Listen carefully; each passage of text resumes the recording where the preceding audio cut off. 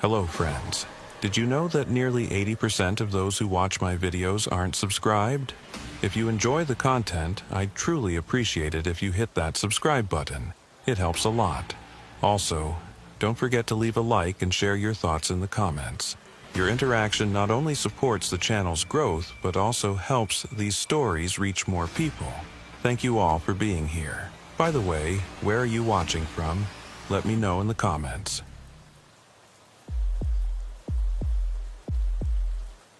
I've been with the Mikosaki Tribal Police for 8 years now, and in that time, I've learned that the Everglades doesn't give up its secrets easily.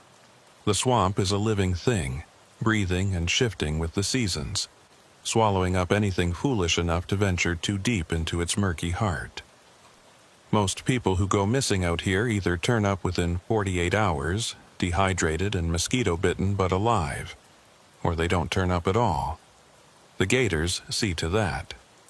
But this case, the one that came across my desk on a humid Tuesday morning in late September, was different from the start. I could feel it in my bones, the way you feel a storm coming before the sky even darkens. The missing person was a man named Byron Redfeather, 53 years old, a charter fishing guide who'd been working the waters around the reservation for the better part of 2 decades. Byron was well known in the community, not just because he was good at what he did, but because he kept to himself in a way that made people trust him. He wasn't the type to get drunk and wander off into the sawgrass, and he damn sure wasn't the type to abandon his boat in the middle of a job. But that's exactly what had happened. A tourist couple from Ohio had hired him for a sunrise fishing trip, and when they arrived at the designated dock at 5:30 a.m., Byron's boat was there. Engine still warm, tackle box open, but no Byron. His cell phone was on the seat, his wallet tucked in the console, and his favorite fishing rod, the one he'd had since he was a teenager, was lying across the bow like he'd just set it down for a moment. The couple waited for an hour before calling it in, thinking maybe he'd gone to relieve himself or check something on the shoreline. But when the sun climbed higher and the heat started pressing down like a wet blanket, they knew something was wrong. That's when dispatch called me. "Officer Talon Osceola," they said. "We've got a possible missing person at the Cypress dock."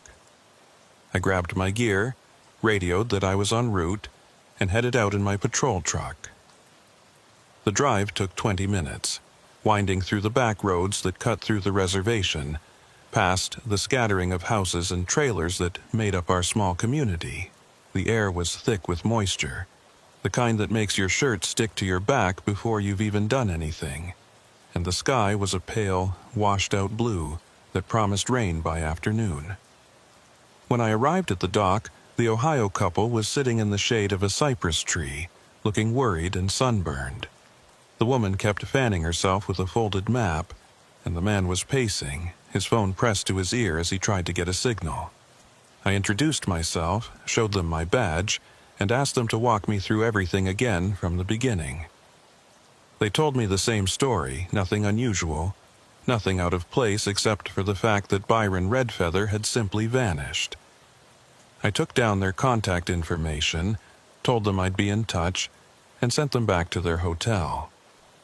Then I turned my attention to the boat.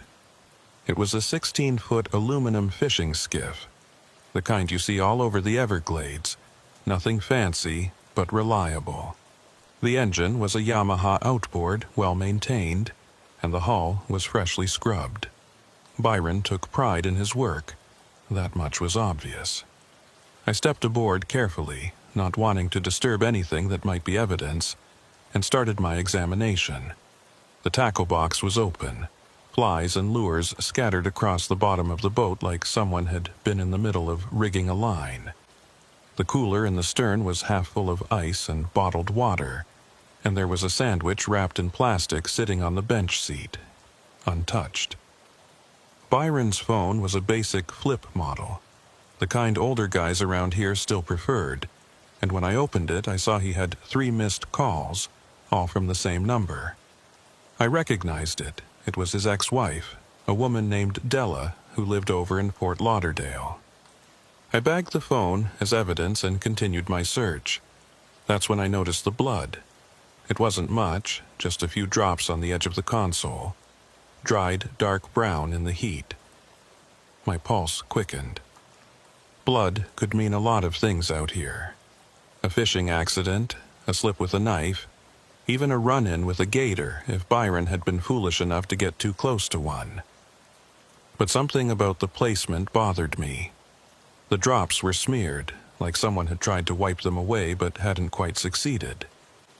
I took photos with my department-issued camera, making sure to capture every angle, every detail. Then I called it in to dispatch and requested a forensics team, even though I knew it would take them hours to get out here. While I waited, I decided to talk to the locals. The Cypress Dock wasn't exactly a bustling hub of activity, but there were a few houses nearby, and I figured someone might have seen or heard something. The first place I stopped was a weathered blue trailer about 100 yards from the water, half hidden by a tangle of palmetto bushes and Spanish moss.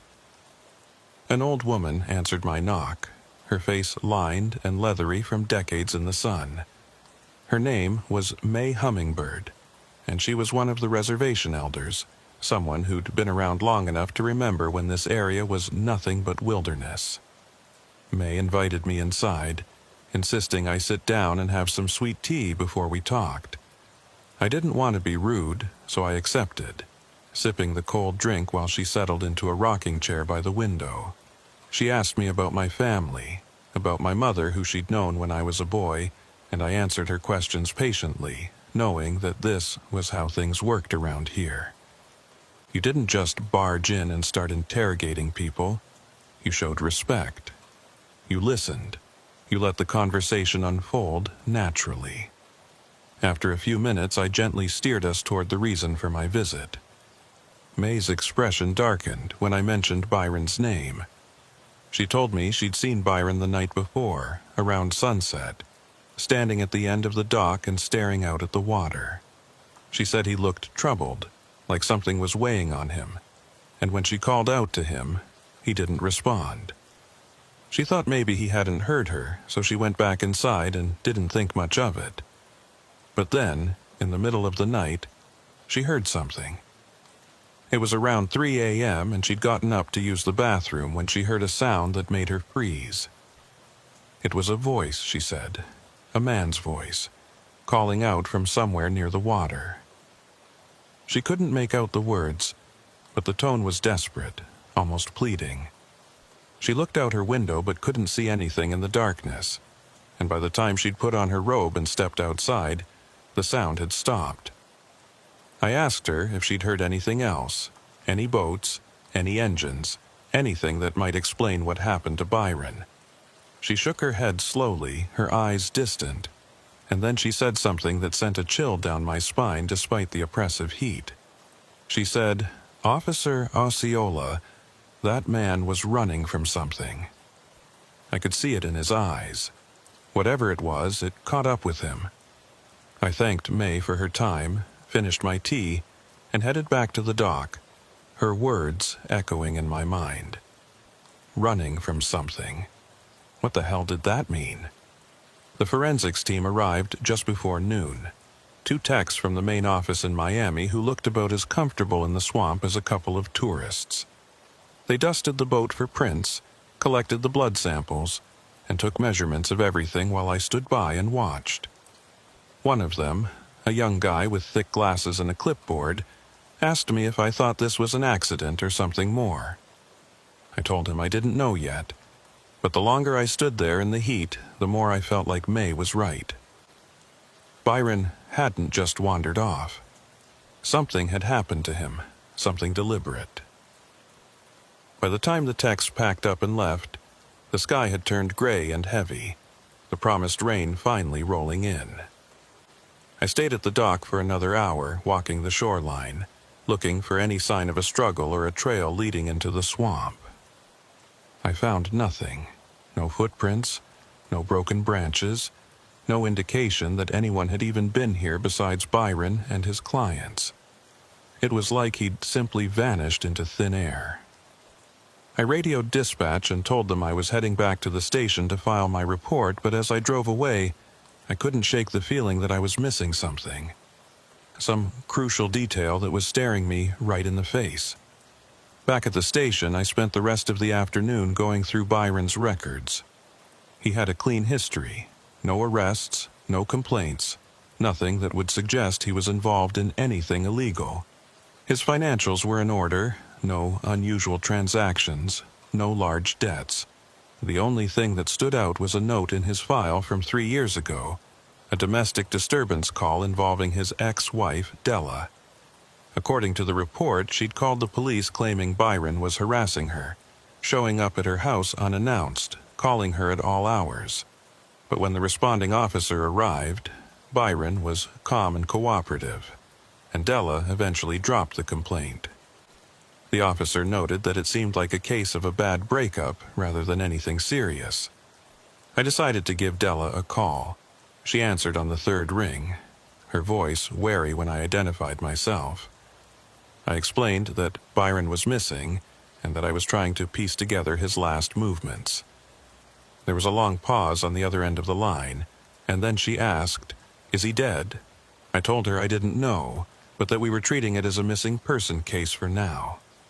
She let out a breath, something between relief and sadness, and then she started talking. She told me that Byron had been calling her again recently, starting about 2 months ago.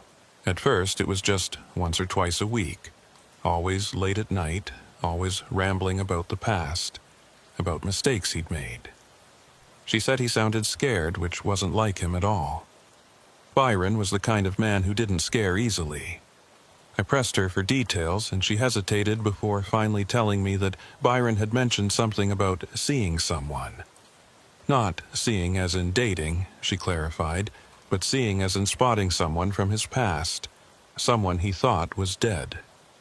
She said he wouldn't give her a name, just kept saying that it was impossible, that this person couldn't be here, couldn't be real. Della thought he was losing his mind, maybe early-onset dementia or something, so she stopped answering his calls. The last time they spoke was 2 weeks ago, and he'd left her a voicemail that she hadn't listened to yet. I asked her if she could send it to me, and she agreed, her voice shaking slightly. The voicemail arrived in my email an hour later. I played it on my computer, the volume turned up, and listened as Byron's voice filled the small office. He sounded exhausted, his words slurred slightly like he'd been drinking. "Della," he said, "I know you don't want to hear from me, but I need you to listen. I saw him again.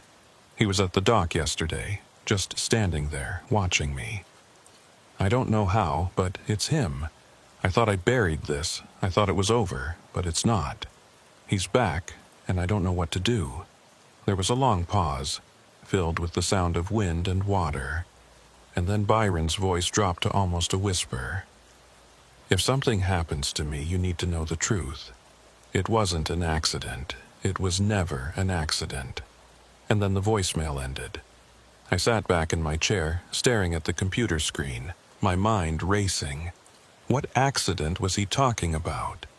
And who the hell was this person he kept seeing? I pulled up Byron's file again, this time digging deeper into his background. That's when I found it, a newspaper article from 1998 buried in the archives of the tribal records. The headline read, "Local man dies in boating accident on Mikosuke waters." I clicked on the article and started reading. The victim was a 24-year-old fisherman named Marcus Osceola. My stomach dropped. Osceola, that was my family name. I kept reading, my hands trembling slightly. Marcus had been out on the water with 2 friends, Byron Redfeather and another man whose name wasn't mentioned in the article.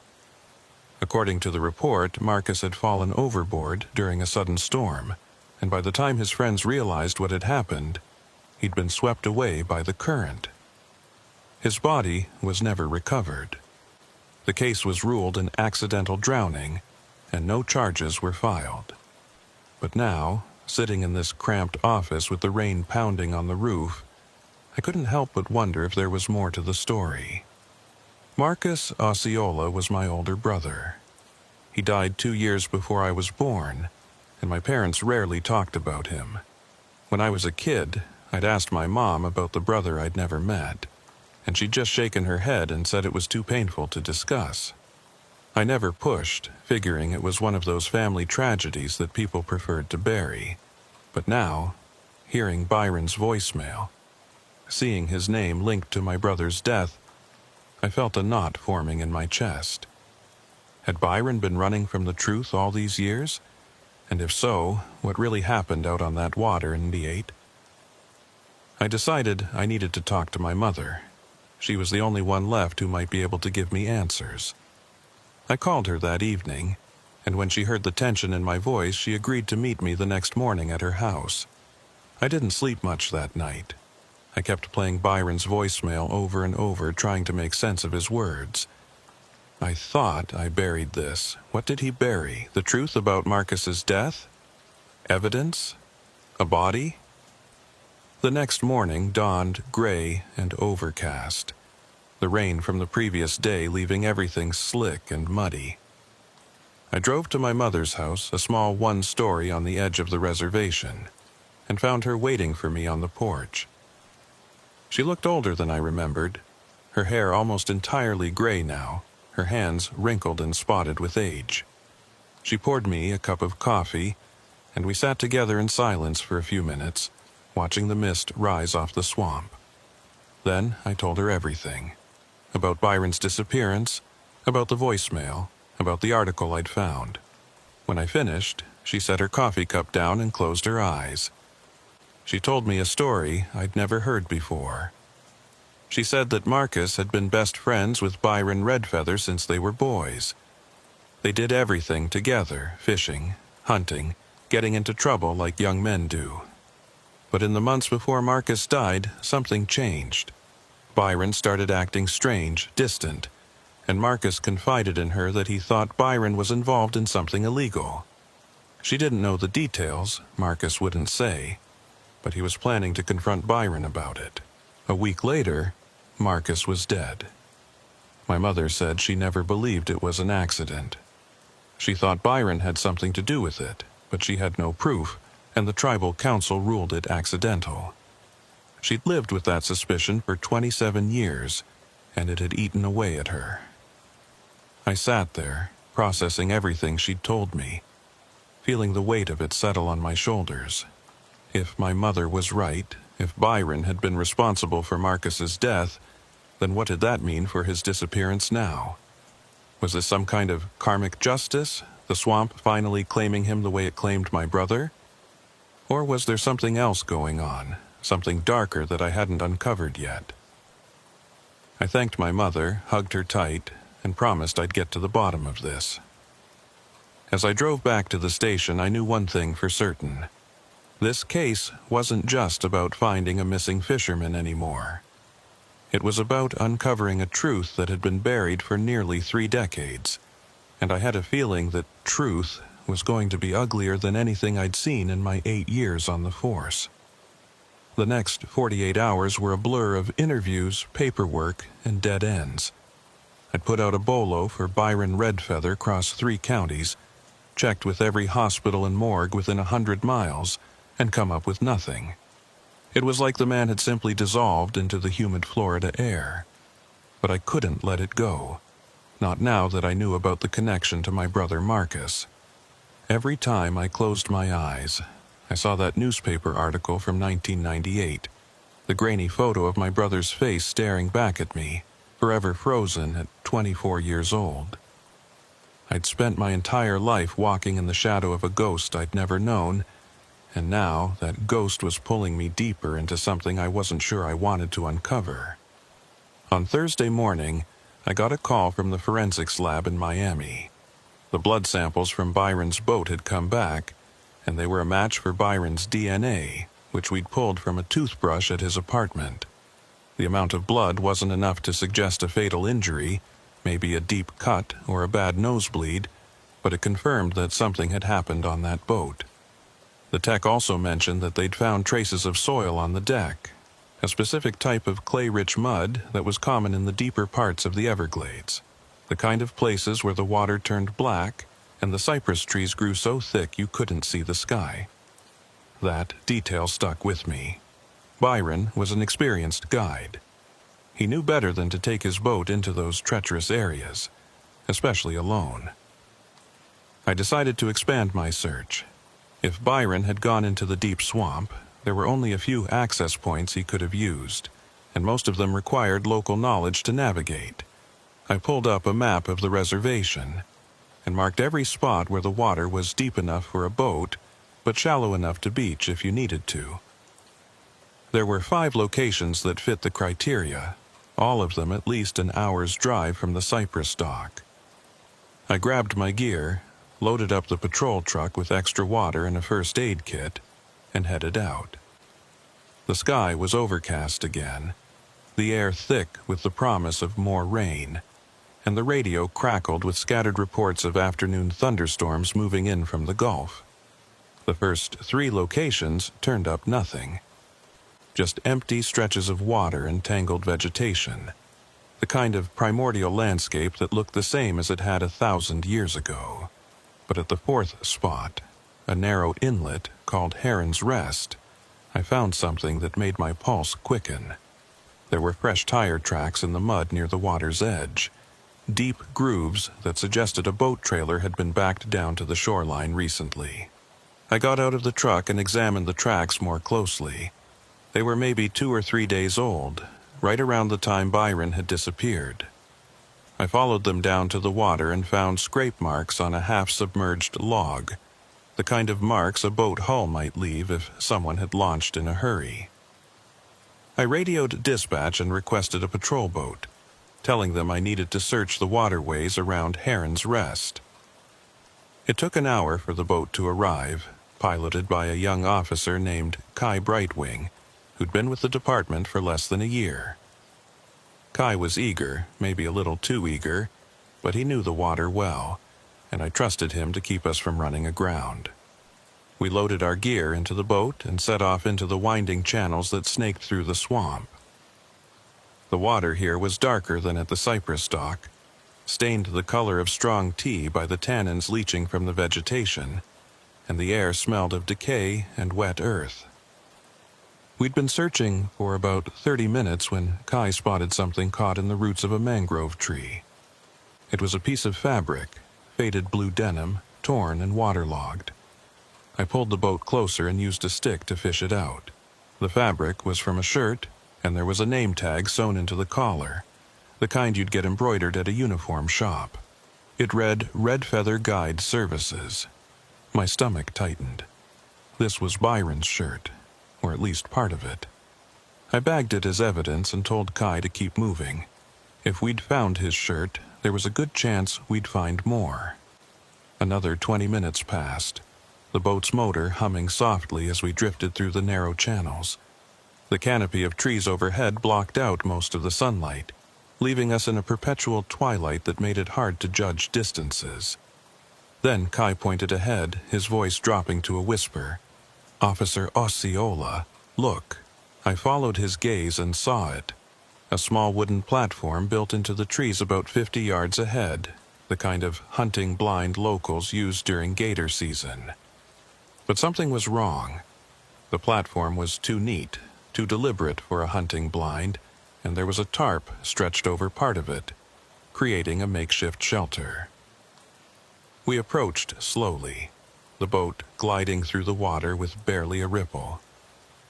When we got close enough, I called out, identifying myself as tribal police and asking if anyone was there. No response. I tied the boat to a low-hanging branch and climbed onto the platform, my boots squelching in the damp wood. Kai stayed in the boat, his hand resting on his sidearm, his eyes scanning the surrounding trees. The platform was about 10 feet square, elevated maybe 8 feet above the water line, and it was covered with debris, old tarps, empty water bottles, a rusted Coleman stove. Someone had been camping here, and recently. Under the tarp, I found a sleeping bag and a duffel bag stuffed with clothes. I opened the duffel carefully, not wanting to contaminate any evidence, and pulled out a flannel shirt, a pair of jeans, and a wallet. I opened the wallet and felt my blood run cold. The driver's license inside belonged to Byron Redfeather. But if this was his campsite, where the hell was he? I searched the rest of the platform, looking for any clue that might tell me what had happened. That's when I found the notebook. It was a cheap, spiral-bound thing, the pages warped and stained with moisture, and it was filled with the handwriting I recognized from Byron's missing person report. I sat down on the edge of the platform and started reading. The entries were dated, starting about 3 weeks ago. Byron wrote about seeing someone he called the Ghost, a man he described as impossible, someone who should have been dead. He didn't use a name, just kept referring to him as the Ghost, and the entries grew more frantic as the days went on. Byron wrote about feeling watched, about hearing footsteps outside his apartment at night, about finding strange marks carved into the trees near his favorite fishing spots. He was convinced that someone was stalking him, someone who knew about what happened in 1998. The final entry was dated the day before Byron disappeared, and it was just one sentence, written in shaky, uneven letters. He found me. I can't run anymore. I closed the notebook and looked out at the dark water surrounding us. The pieces were starting to come together, but they formed a picture I didn't want to see. Byron had been hiding out here, running from someone or something connected to my brother's death. But who, and why now, after all these years? I climbed back into the boat and told Kai we needed to keep searching.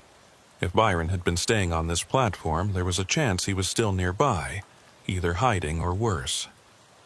We searched for another 2 hours, covering every inlet and channel within a mile of the platform. The storm clouds that had been threatening all day finally opened up, drenching us in a cold, driving rain that made it nearly impossible to see more than a few feet ahead.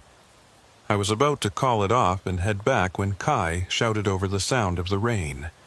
He was pointing at something floating in the water ahead, something pale and bobbing just below the surface. My heart sank. I knew what it was before we even got close. It was a body, face down in the water, the back of the shirt torn and stained with something dark. I maneuvered the boat alongside it and, with Kai's help, hauled it onto the deck. We turned it over, and I found myself staring into the bloated, fish-nibbled face of Byron Redfeather. His eyes were open and clouded, his skin a mottled gray-blue, and there was a deep gash across his throat, the edges jagged and uneven. This wasn't an accident. This wasn't a drowning.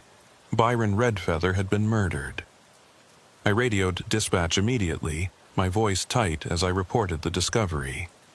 They told me to secure the scene and wait for the coroner and the investigative team, which would take at least an hour given our location. Kai and I covered the body with a tarp and sat in the rain, neither of us speaking. I kept thinking about the notebook, about Byron's final entry. He found me. Who had found him? Who had... And what did they do to him before they slit his throat and dumped him in the water? The investigative team arrived just as the rain began to ease. They photographed the body, took measurements, and carefully loaded Byron onto a stretcher for transport back to the coroner's office. The lead investigator, a grizzled veteran named Thomas Kincaid, pulled me aside and asked for a rundown of everything I'd found. I told him about the platform, the notebook, the connection to my brother's death in 1998. Kincaid listened without interrupting, his expression unreadable, and when I finished, he just nodded slowly. "This is bigger than a missing person case," he said. "You know that, right?" I nodded. I'd known it from the moment I heard Byron's voicemail. Back at the station that evening, I sat in my office and stared at the evidence bags spread across my desk. Byron's wallet, his notebook, the torn piece of his shirt. Each one a piece of a puzzle I was starting to dread completing. I opened the notebook again and read through the entries more carefully, looking for any detail I might have missed. One passage stood out, dated about 10 days before Byron's disappearance. He wrote, "I saw him at May's place tonight, standing in her yard, staring at her window." She didn't see him, but I did. He's older now, but it's him. I'd know that face anywhere, same eyes, same walk. He's come back to finish what he started. May Hummingbird, the elder who'd told me about hearing a voice calling out in the night. I needed to talk to her again, but this time with more specific questions. I glanced at the clock. It was almost 9 p.m., too late to be knocking on an old woman's door. But this couldn't wait. I grabbed my jacket and headed back out into the night. The drive to May's trailer felt longer than it should have, every shadow on the road making me tense, every sound from the swamp putting me on edge. When I pulled up to her place, I saw that the lights were on, a soft, yellow glow spilling from the windows. I knocked on the door and waited. After a moment, May's voice called out, asking who it was. I identified myself, and she opened the door a crack, her face suspicious until she recognized me.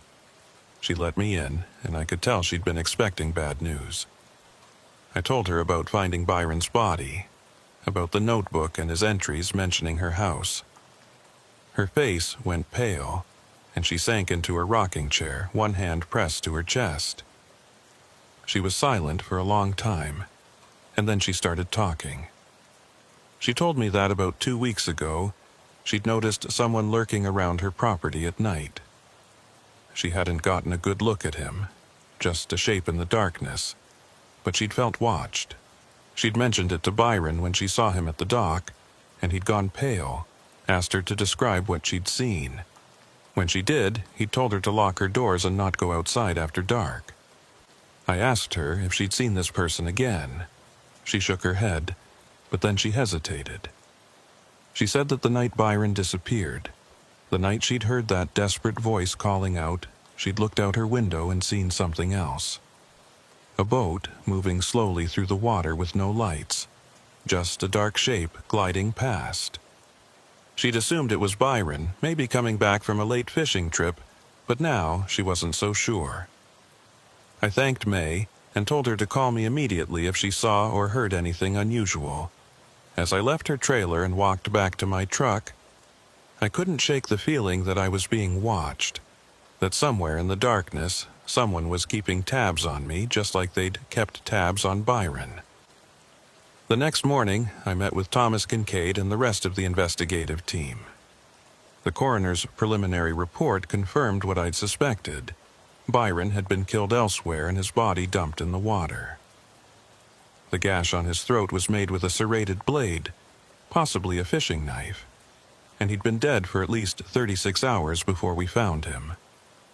There were also defensive wounds on his hands and forearms, indicating he'd fought back.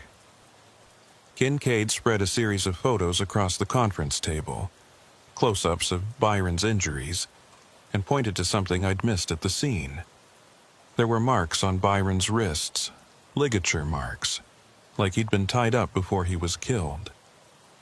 This was torture, Kincaid said. Someone wanted information from him before they killed him. The question is, what information? I didn't have an answer, but I had a theory. I pulled out the newspaper article from 1998, the one about my brother Marcus's death, and laid it next to the photos. I told the team about the connection, about Byron's voicemail, about the entries in his notebook. Kincaid studied the article, his jaw tight, and then he looked up at me. "You think this is revenge?" he asked. "Someone connected to your brother coming back to settle a score?" I said I didn't know, but it was the only thing that made sense. Kincaid assigned 2 more officers to the case and told me to dig into the third man who'd been on the boat with Byron and Marcus in 1998. The newspaper article hadn't named him, but there had to be a police report somewhere with his identity. I spent the rest of the day combing through old records, most of them still stored in dusty filing cabinets in the basement of the station. It took hours, but I finally found it. The third man's name was Curtis Longtree, and according to the report, he'd been the one to call in Marcus's drowning.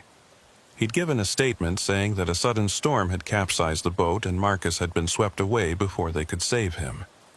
The case was closed as accidental, and Curtis had left the reservation shortly after, relocating to somewhere in Georgia. I ran a background check on Curtis Longtree and found that he'd died 4 years ago. Heart attack. Nothing suspicious. But he had a son, a man in his early 30s named Ethan Longtree, who still had ties to the area. I pulled Ethan's records and found a current address in Homestead, about an hour south of the reservation. I grabbed my jacket and told Kincaid I was heading out to interview him. He told me to take backup, but I declined. I wanted to approach this carefully, and showing up with a fleet of patrol cars would only put Ethan on the defensive. The drive to Homestead took me through miles of flat, open country, the kind of landscape that made you feel exposed and small. Ethan Longtree's address turned out to be a run-down duplex on the edge of town, the yard overgrown and the paint peeling off the siding. I parked across the street and sat for a moment, watching the house. There was a pickup truck in the driveway, rusted and covered in mud, and a light on in one of the windows. I got out, crossed the street, and knocked on the door. After a long pause, it opened, and I found myself face to face with a lean, hard-looking man with dark eyes and a guarded expression. I identified myself and asked if he was Ethan Longtree. He nodded slowly, his hand resting on the door frame like he was ready to slam it shut at any moment. I told him I was investigating the death of Byron Redfeather, and that I wanted to ask him a few questions about his father. Ethan's expression didn't change, but I saw something flicker in his eyes, recognition maybe, or fear. He stepped back and let me inside. The duplex was sparsely furnished, just a couch, a TV, and a small kitchen table covered with empty beer cans. Ethan gestured for me to sit, and I took a chair while he leaned against the counter, arms crossed. I asked him when he'd last seen Byron, and he said it had been years, not since he was a kid. I asked him about his father, about what Curtis had told him about the night Marcus Osceola died. Ethan was quiet for a long time, and then he started talking. He said his father had been haunted by that night for the rest of his life, that he'd never been able to let it go.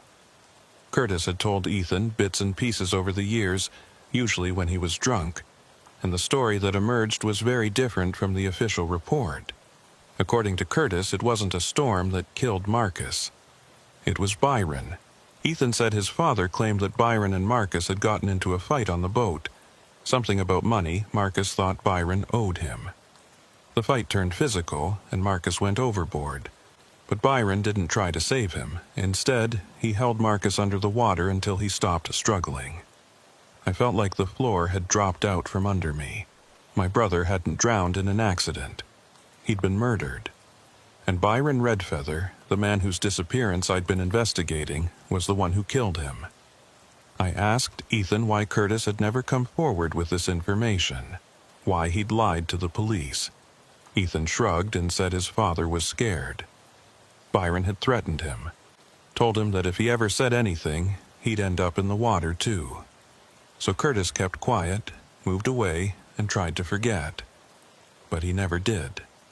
I asked Ethan the question that had been burning in my mind since I started reading Byron's notebook. Do you know anyone who might have wanted Byron dead? Someone connected to your father or to Marcus? Ethan's expression darkened, and he looked away. After a moment, he said, "My father had a brother, my uncle. He lived out on the reservation for years, kept to himself mostly. But he knew what happened to Marcus. My dad told him before he died. And my uncle, he's the kind of man who believes in justice, the old kind, the kind you don't get from a courtroom." I felt a chill run through me. I asked Ethan for his uncle's name and last known location. He hesitated, then said, "His name is Raymond Longtree. Last I heard, he was living somewhere in the Everglades off the grid. I haven't seen him in a couple of years." I thanked Ethan for his time and left the duplex, my mind racing. Raymond Longtree. The ghost Byron had been running from. The man who'd come back to settle a score that was almost 3 decades old. I got in my truck and called Kincaid, filling him in on everything Ethan had told me. Kincaid swore under his breath and told me he'd put out a warrant for Raymond Longtree's arrest. But as I drove back toward the reservation, I couldn't shake the feeling that finding Raymond wasn't going to be easy. The Everglades was a big place, full of hidden camps and forgotten trails, and if Raymond wanted to stay hidden, he could do it for years. I thought about Byron's notebook, about the entries describing being watched and stalked. Raymond had been playing a long game, tormenting Byron before finally moving in for the kill. And now that Byron was dead, what was Raymond's next move? Was he satisfied, or was there someone else on his list? That question was answered sooner than I expected. When I got back to the station, there was a message waiting for me on my desk. It was from May Hummingbird, and her voice on the voicemail was shaking. "Officer Osceola," she said, "he's back. I saw him tonight, standing at the edge of my yard. Same man I saw before. He was just standing there, staring at my house. I'm scared. Please come." I grabbed my keys and ran for the door, my heart pounding. If Raymond Longtree was at May's house, I had a chance to end this tonight.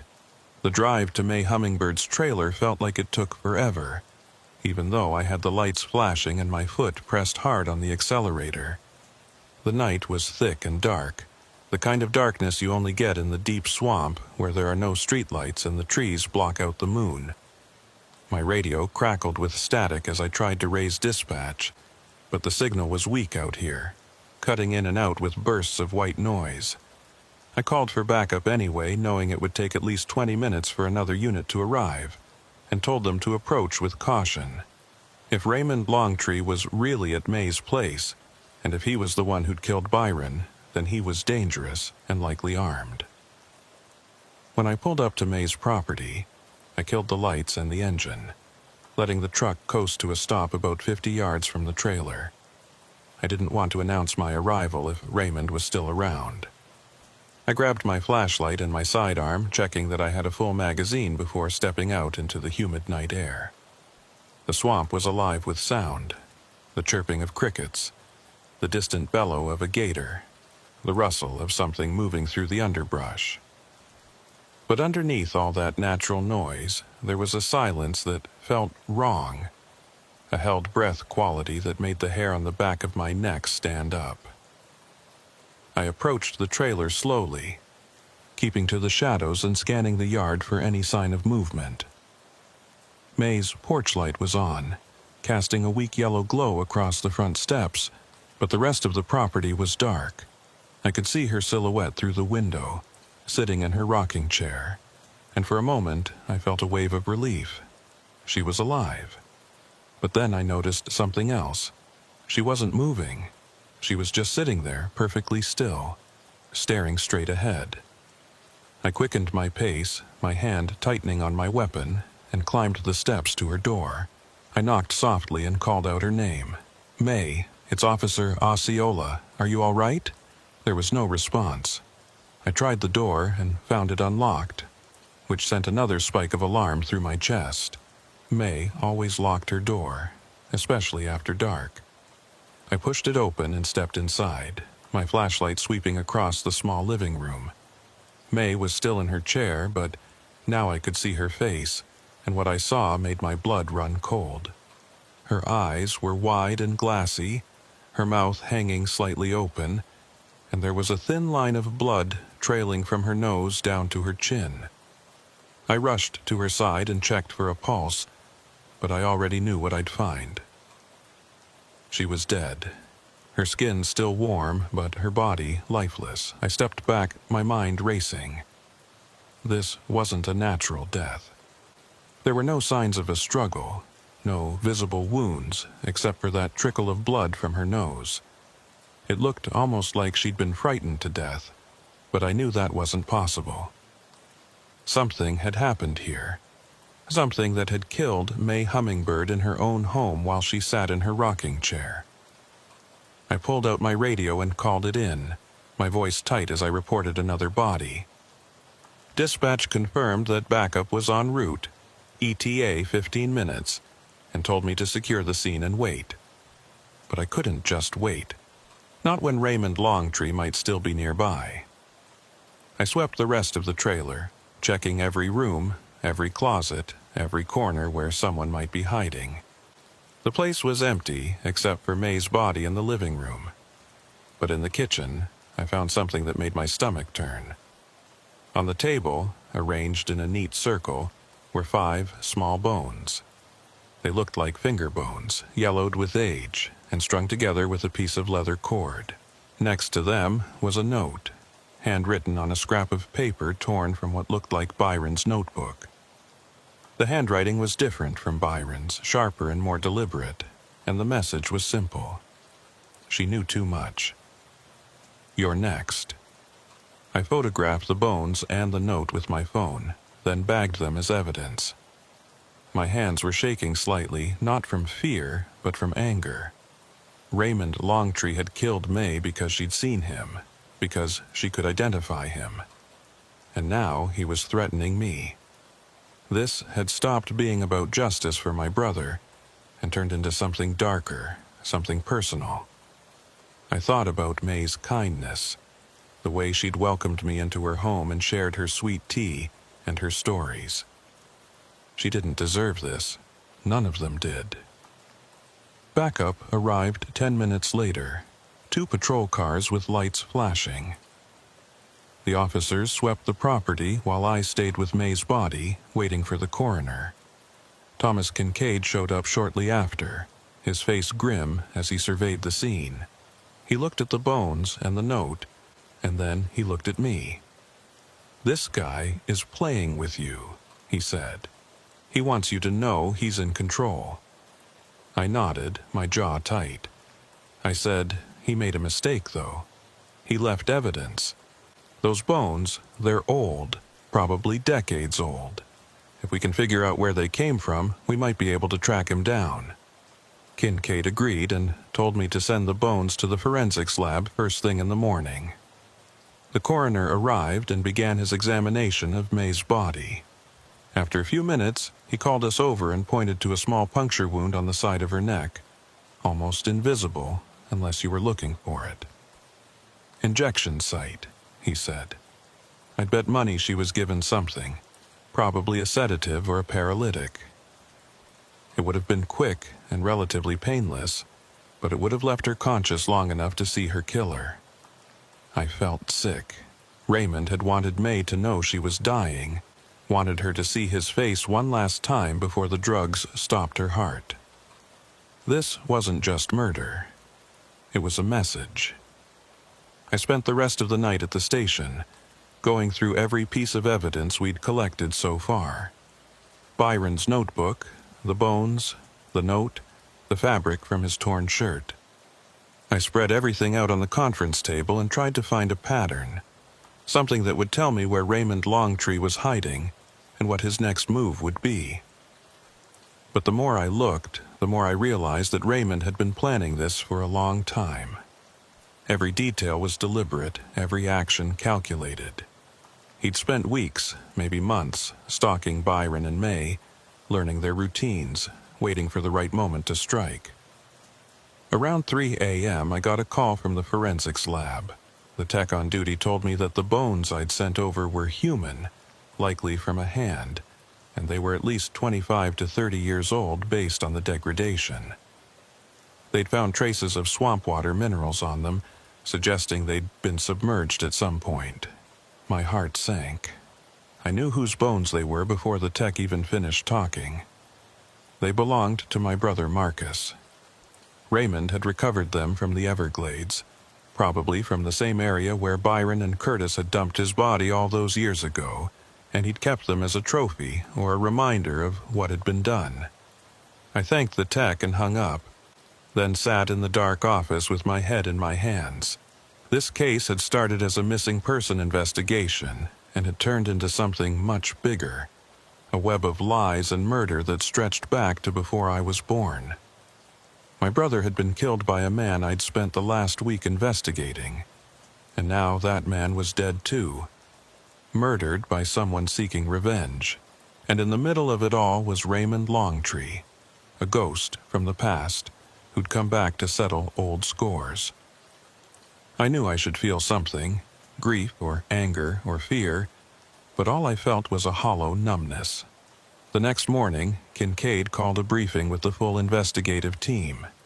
We had 6 officers now, all focused on finding Raymond Longtree before he could kill again.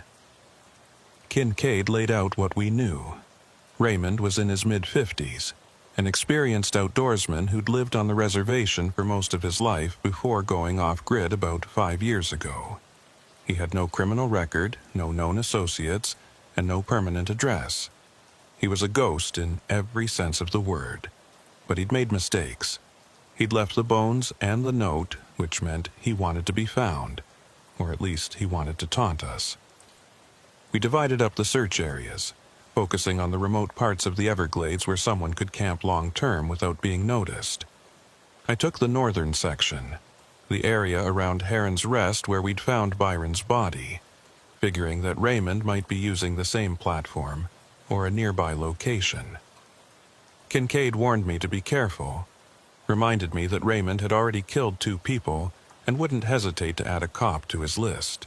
I nodded and headed out, my truck loaded with supplies for a long day in the swamp. The search was slow and methodical. I checked every hunting blind, every abandoned camp, every stretch of shoreline where someone might beach a boat. The heat was oppressive, the kind that makes your clothes stick to your skin and your head pound with dehydration. I drank water constantly and kept moving, refusing to give up. Around midday, I found something interesting. There were fresh footprints in the mud near an old cypress stand, boot prints that were too large to be mine and too recent to have been left by Byron. I followed them inland, pushing through the dense undergrowth and keeping my hand near my weapon. The prints led me to a small clearing about a quarter mile from the water. In the center of the clearing was a makeshift camp, just a tarp strung between 2 trees and a fire pit ringed with stones. There were supplies scattered around, canned food, a sleeping bag, a duffel bag with clothes. I approached carefully, my weapon drawn, and called out, "Tribal police, if anyone's here, show yourself." No response. I checked the camp thoroughly and found more evidence that Raymond had been here recently. The fire pit still had warm ashes, and there was a half-eaten can of beans sitting on a log. He'd left in a hurry, probably within the last hour. I radioed Kincaid and gave him my location, telling him I'd found Raymond's camp. He told me to sit tight and wait for backup, but I knew that if I waited, Raymond would be long gone. I made a decision that I knew was risky, but felt necessary. I told Kincaid I was going to track him on foot and try to close the distance before he could disappear into the swamp. Kincaid started to argue, but I cut him off and turned off my radio. I wasn't going to let Raymond slip away, not when we were this close. I followed the boot prints deeper into the swamp, moving as quietly as I could. The terrain became more treacherous, the ground soft and waterlogged, the vegetation so thick it was like pushing through a living wall. I could hear the sounds of the swamp all around me, the buzz of insects, the splash of water, the creak of trees swaying in the breeze. And then I heard something else, the crack of a branch breaking underfoot. I froze, my heart pounding, and scanned the trees ahead. There, about 30 yards away, I saw movement. A figure dressed in dark clothing, moving quickly through the underbrush. I called out, identifying myself and ordering him to stop. The figure paused, then turned to face me. For the first time, I got a clear look at Raymond Longtree. He was tall and lean, with long gray hair tied back in a ponytail and a weathered face that looked like it had been carved from stone. His eyes were dark and intense, and when he looked at me, I felt like he could see straight through to my soul. He didn't say anything, just stood there watching me, his hands hanging loose at his sides. I told him he was under arrest for the murders of Byron Redfeather and May Hummingbird. I told him to put his hands up and get down on his knees. But Raymond didn't move. Instead, he smiled, a cold, humorless expression that made my skin crawl. He said, "You look just like him, you know, just like Marcus. Same eyes, same stubbornness." I felt a jolt of shock run through me. He'd known my brother, known him well enough to recognize the resemblance even after all these years. I asked him why he'd killed Byron and May. Raymond's smile faded, and his expression turned hard. He said, "Justice, that's why. Your brother was my friend, one of the best men I ever knew. And Byron Redfeather murdered him in cold blood, then lied about it for 27 years. I couldn't let that stand." He paused, then added, "May saw me. She could have identified me. I couldn't risk that." I told him that didn't justify murder, that he should have gone to the police, let the law handle it.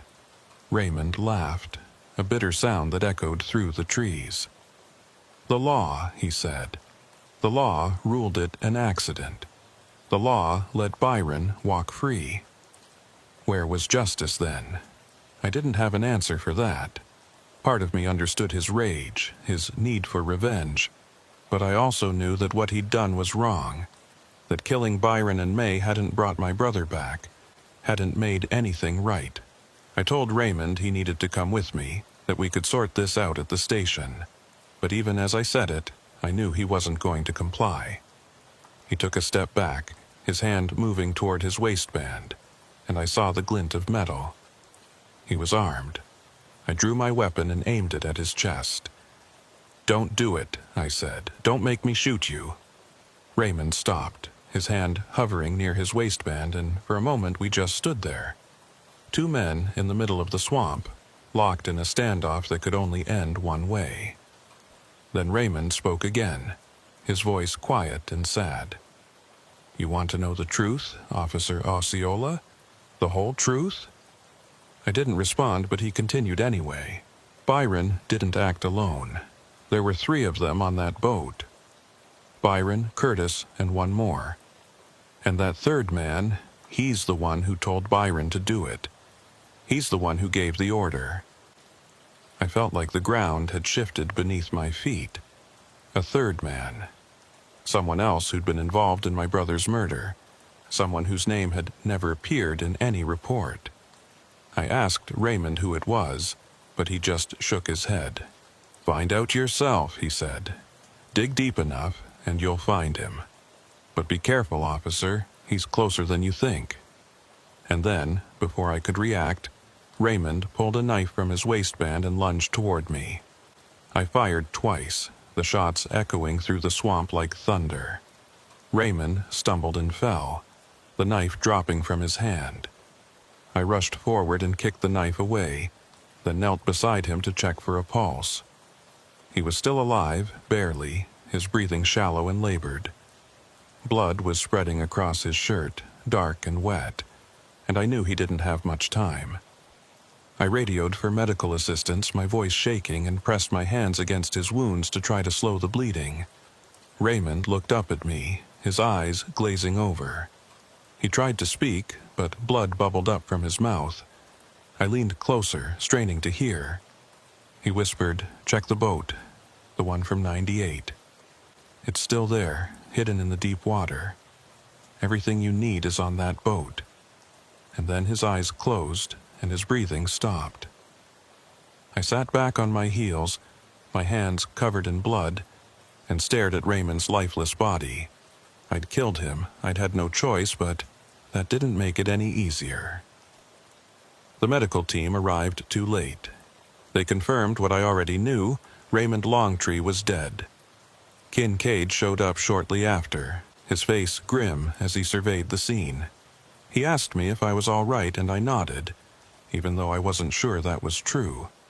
I told him what Raymond had said about a third man, about the boat still being hidden in the swamp. Kincaid listened carefully, then said, "We'll find it. We'll get to the bottom of this. But first, you need to take some time. You've been through hell in the last week." I wanted to argue, wanted to keep searching, but I knew he was right. I was exhausted, physically and emotionally, and I needed to step back before I made a mistake. I agreed to take a few days off, but only if Kincaid promised to keep me updated on the investigation. He agreed, and I headed back to the station to file my report. The drive felt surreal, like I was moving through a dream. I kept replaying the moment I'd pulled the trigger, kept seeing Raymond's face as the life drained out of him. Back at the station, I showered and changed into a clean uniform, washing the blood and swamp mud from my hands. Then I sat down at my desk and started writing the report, documenting everything that had happened from the moment I'd found Raymond's camp to the shooting. It took hours, and by the time I finished, the sun was setting outside the window, painting the sky in shades of orange and red. I sent the report to Kincaid and then just sat there, staring at the wall. My phone rang, pulling me out of my thoughts. It was my mother. She'd heard about the shooting. News traveled fast on the reservation, and she wanted to know if I was all right. I told her I was fine, though I wasn't sure I believed it myself. She asked me if I'd found out what really happened to Marcus, and I told her about Raymond's confession, about Byron's role in my brother's death. There was a long silence on the other end of the line, and then she started crying, soft, broken sobs that made my chest ache. "I'm sorry, Mom," I said. "I'm so sorry." She told me it wasn't my fault, that I'd done everything I could. But I couldn't shake the feeling that I'd failed somehow, that despite everything I'd uncovered, I still didn't have all the answers. There was still a third man out there, someone who'd been involved in Marcus's death and had never been held accountable. And according to Raymond, that man was closer than I thought. The question was, who? And how was I going to find him? I spent the next 2 days at home, trying to rest, but finding it impossible to quiet my mind. I kept thinking about Raymond's last words. Check the boat. It's still there, hidden in the deep water. Everything you need is on that boat.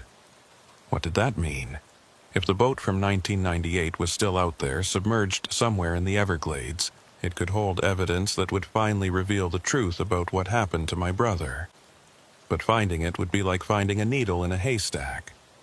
The swamp was vast and treacherous, and after 27 years, the boat could be anywhere. On the third day, Kincaid called me. He said the dive team had been searching the area around where Marcus's bones had been found, and they'd located something. A boat, half buried in the mud at the bottom of a deep channel, exactly where Raymond had said it would be. They were bringing it up and would have it at the forensics lab by the end of the day. I told Kincaid I wanted to be there when they examined it, and he agreed. This was my case, my family, and I had a right to see it through to the end. I drove to the forensics lab that evening, my stomach knotted with anticipation and dread. Kincaid met me at the entrance and led me to a large bay where the boat had been laid out on tarps. It was in bad shape, the hull corroded and covered in algae, the seats rotted through. But it was intact enough that we could see it was the same type of boat Byron had been using, a 16-foot aluminum fishing skiff. The forensics team had already started their examination, carefully documenting every inch of the wreckage.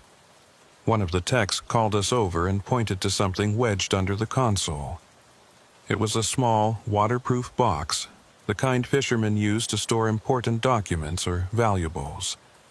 The tech pried it open, and inside we found a plastic bag containing a stack of papers and a cassette tape. The papers were waterlogged and partially dissolved, but I could make out enough to see they were financial records, receipts, and transaction slips dated from the mid-90s. And on one of the receipts I saw a name that made my blood run cold. It was the name of someone I knew, someone who still lived on the reservation. someone I'd seen almost every day for the past 8 years.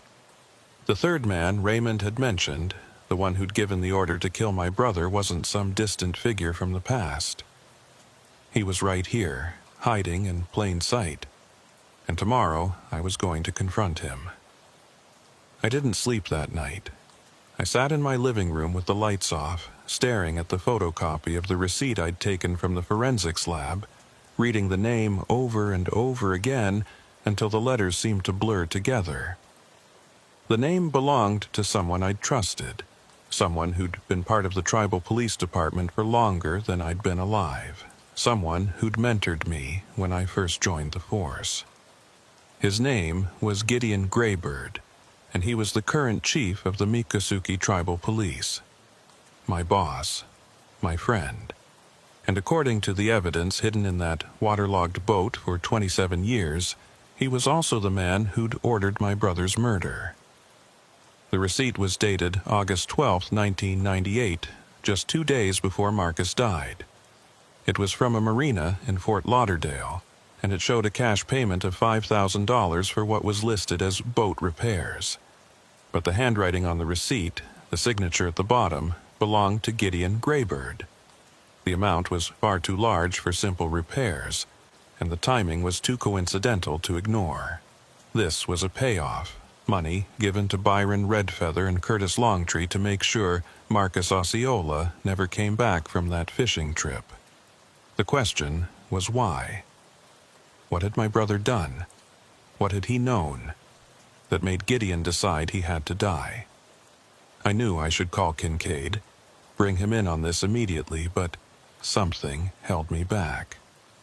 If I made this accusation and I was wrong, if there was some other explanation for that receipt, I'd destroy not only my career, but also the reputation of a man who'd served this community for 4 decades. But if I was right, if Gideon really had orchestrated my brother's murder, then confronting him alone was dangerous, potentially fatal. Raymond's words echoed in my mind. He's closer than you think. Gideon had been right there the entire time, watching as I investigated Byron's disappearance, listening to my reports, guiding the investigation. Had he been trying to protect himself, to make sure I didn't dig too deep? I thought back over the past week, replaying every conversation I'd had with Gideon, every piece of advice he'd given me. He'd seemed genuinely concerned about the case, genuinely invested in finding out what happened to Byron. But now, looking at it through a different lens, I could see other possibilities. He'd been the one to suggest I focus on the accident angle at first, to treat Byron's disappearance as a simple case of someone getting lost in the swamp. He'd been the one to discourage me from looking into Byron's past too deeply. And when I'd found the connection to Marcus, Gideon had seemed surprised, almost uncomfortable, before quickly covering it with professional concern. As the sun began to rise, casting pale light through my windows, I made my decision. I would confront Gideon, but I would do it carefully, in a public place where there would be witnesses. I would wear a wire, record everything he said, and make sure Kincaid knew where I was and what I was doing. If Gideon was innocent, he'd be able to explain the receipt and we'd move on. But if he was guilty, if he even hesitated or tried to deflect, I'd have enough to bring him in for questioning. It wasn't a perfect plan, but it was the best I could come up with on 3 hours of sleep and a head full of anger and confusion. I called Kincaid at 7 a.m. and told him I needed to see him immediately before shift change. We met in the parking lot of a convenience store about halfway between our houses, and I showed him the receipt. His reaction was exactly what I'd expected.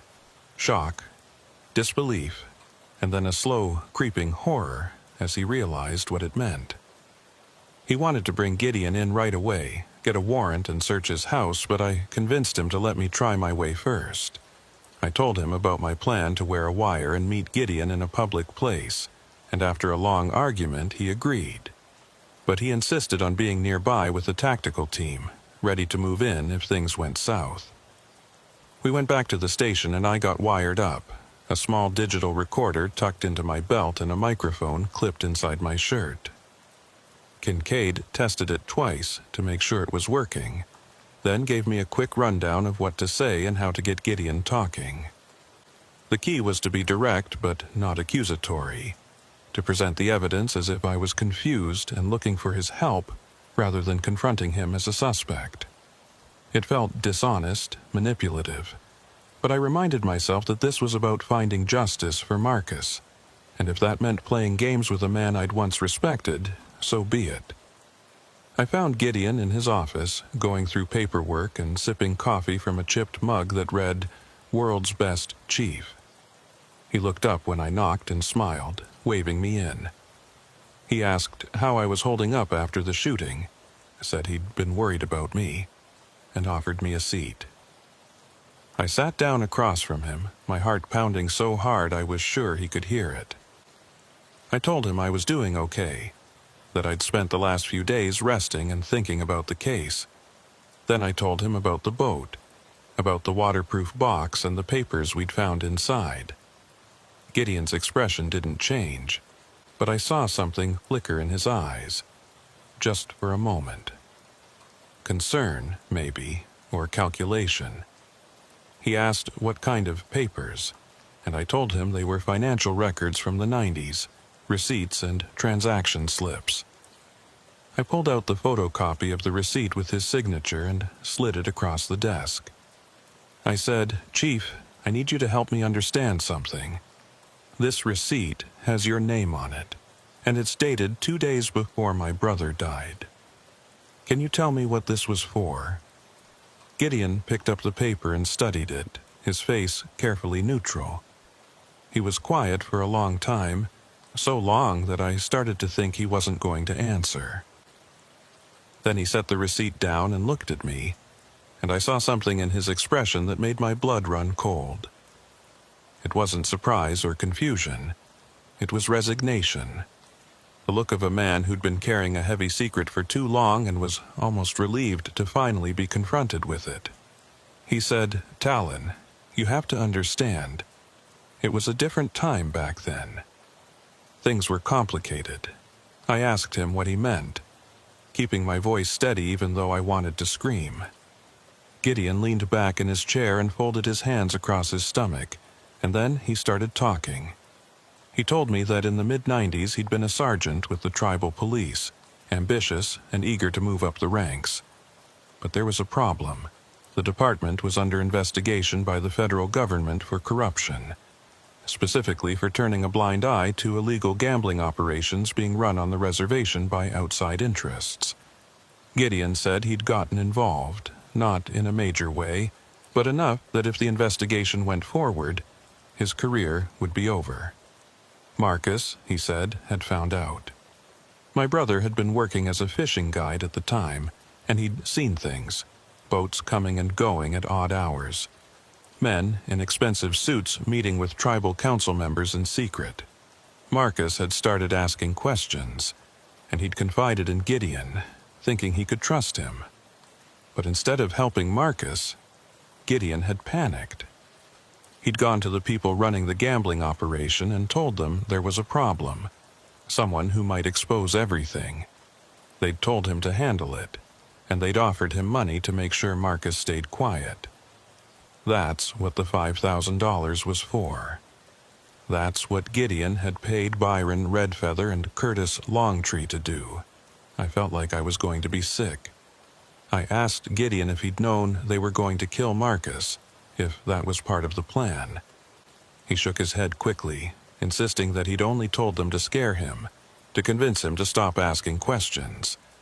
But Byron had taken it further, had gotten into a fight with Marcus on the boat, and things had escalated. When Byron called Gideon afterward and told him what had happened, Gideon had helped cover it up, coached Byron and Curtis on what to say to the police, made sure the case was ruled an accident. He'd thought that was the end of it, that he could move on and put it behind him. But it wasn't the end. The guilt had followed him for 27 years, and when Byron had called him 2 months ago, terrified and rambling about seeing Raymond Longtree, Gideon had known the past was catching up. He'd tried to warn Byron to leave town, to disappear before Raymond found him, but Byron had refused. And when Byron turned up dead, Gideon had realized that Raymond wasn't going to stop until everyone involved was held accountable, including him. So he'd done what he'd always done. He'd tried to control the situation, to guide the investigation in a direction that would protect himself. I asked him if he'd known I would be the one investigating Byron's disappearance. Gideon nodded slowly and said, "I requested you specifically. I thought if anyone could handle it quietly, it would be you. But I underestimated how deep you'd dig. I underestimated how much you needed to know the truth about your brother." I felt a surge of anger so intense I had to grip the arms of my chair to keep from lunging across the desk. This man, this person I'd looked up to and trusted, had not only orchestrated my brother's murder, but had then used me to try to cover his tracks one more time. I stood up and told Gideon he was under arrest. I started reading him his rights, but he held up a hand to stop me. He said, "Talon, wait. Before you do this, you need to know something else. The gambling operation, the people I was working with, they're still here. They're still operating. And they're more powerful now than they were in the 90s. If you bring me in, if you expose what happened, you're going to make a lot of very dangerous people very angry. They'll come after you, after your family. Is that really what you want?" I told him I didn't care. I told him that justice for Marcus was worth whatever consequences came with it. Gideon's expression hardened, and he said, "You're making a mistake." But before he could say anything else, the door to his office burst open and Kincaid rushed in with 2 uniformed officers. They'd been listening to the entire conversation through the wire, and they'd heard enough. Gideon didn't resist as they cuffed him and led him out of the office. He just looked at me with an expression I couldn't quite read, something between pity and contempt, and said, "You have no idea what you've started." The next few hours were a whirlwind of activity. Gideon was processed and booked, his house and office searched, and his bank records subpoenaed. The evidence against him was overwhelming. Not just the receipt from 1998, but years of financial records showing payments from offshore accounts linked to organized crime. The federal investigation that had been closed decades ago was reopened, and agents from the FBI descended on the reservation to take over the case. I gave my statement, handed over the recording from the wire, and then stepped back as the machinery of justice ground into motion. But even as Gideon was being arraigned and charged with conspiracy to commit murder, accessory to murder, and racketeering, I couldn't shake the feeling that something was wrong. Gideon's warning kept playing in my head. "You have no idea what you've started." What did that mean? Who were these people he'd been working with? And what would they do now that their connection to the tribal police had been exposed? I tried to talk to Kincaid about it, but he told me to let the feds handle it, that my part in this was over. I took a week of administrative leave, partly to recover from everything that had happened, and partly because the department wanted me out of the way while they sorted through the fallout from Gideon's arrest. I spent most of that week at my mother's house, helping her process the news about Marcus, and trying to come to terms with what I'd learned. She was devastated, but also strangely relieved, like she'd finally been given permission to grieve properly after 27 years of not knowing the truth. We buried Marcus's bones in the tribal cemetery, a small, quiet ceremony attended by a few family members and friends. It should have felt like closure, but it didn't. It felt like the opening of a wound. On the 8th day of my leave, I got a call from an unknown number. I almost didn't answer, but something made me pick up. The voice on the other end was distorted, run through some kind of electronic filter, and it said, "Officer Osceola, we need to talk." I asked who it was, but the voice ignored my question and continued. "You did a brave thing, bringing down Gideon Greybird. But bravery and stupidity often look the same, and in this case, you crossed a line you shouldn't have. We wanted you to know that we're watching you. We're watching your mother. We're watching everyone you care about. And if you continue to dig into things that don't concern you, there will be consequences. I tried to trace the call, but it came from a burner phone that was turned off immediately after we hung up. I reported it to Kincaid and the FBI, but they told me it was likely just an empty threat, someone trying to scare me into silence. They assigned a patrol car to drive by my mother's house a few times a day and told me to be careful. But that was it. No protective detail, no safe house, nothing. I realized then that Gideon had been right. The people he'd been working with were still out there, and they were more powerful than anyone wanted to admit. I went back to work after my leave ended, but things were different. The other officers treated me with a mixture of respect and wariness, like I was a hero and a liability all at once. A new chief was appointed, a woman from outside the reservation who'd been brought in to clean up the department and restore public trust. She was professional and competent, but she wasn't Gideon, and I found myself missing the familiarity of his presence even though I knew he was a murderer. It was a strange, uncomfortable feeling, mourning the loss of something that had never been real in the first place. The case against Gideon moved forward slowly. His lawyers filed motion after motion, trying to suppress evidence and delay the trial.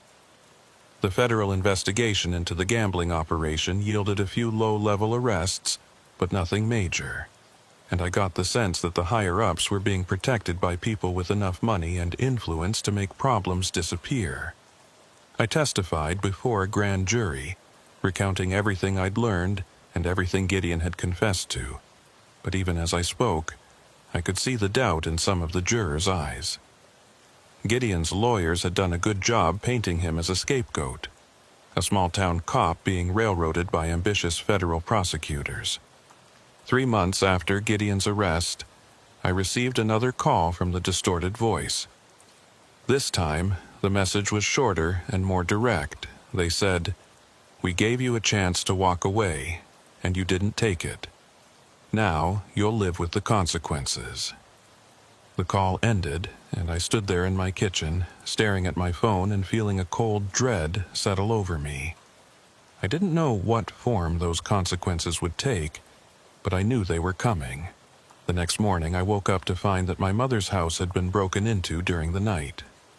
Nothing was stolen, but the place had been ransacked, furniture overturned and drawers emptied. And on the kitchen table, arranged in a circle, just like the bones had been at May Hummingbird's house, were 5 bullets. No note this time, but the message was clear. They could get to her whenever they wanted, and if I didn't stop pushing, they would. I moved my mother out of her house that day, took her to stay with relatives in another state, and told her not to come back until I said it was safe. She didn't argue, just hugged me tight and told me to be careful.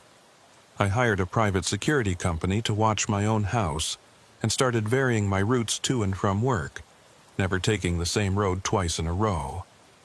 I was living like a fugitive, constantly looking over my shoulder, and the stress was eating away at me. I couldn't sleep, couldn't eat, couldn't focus on my job.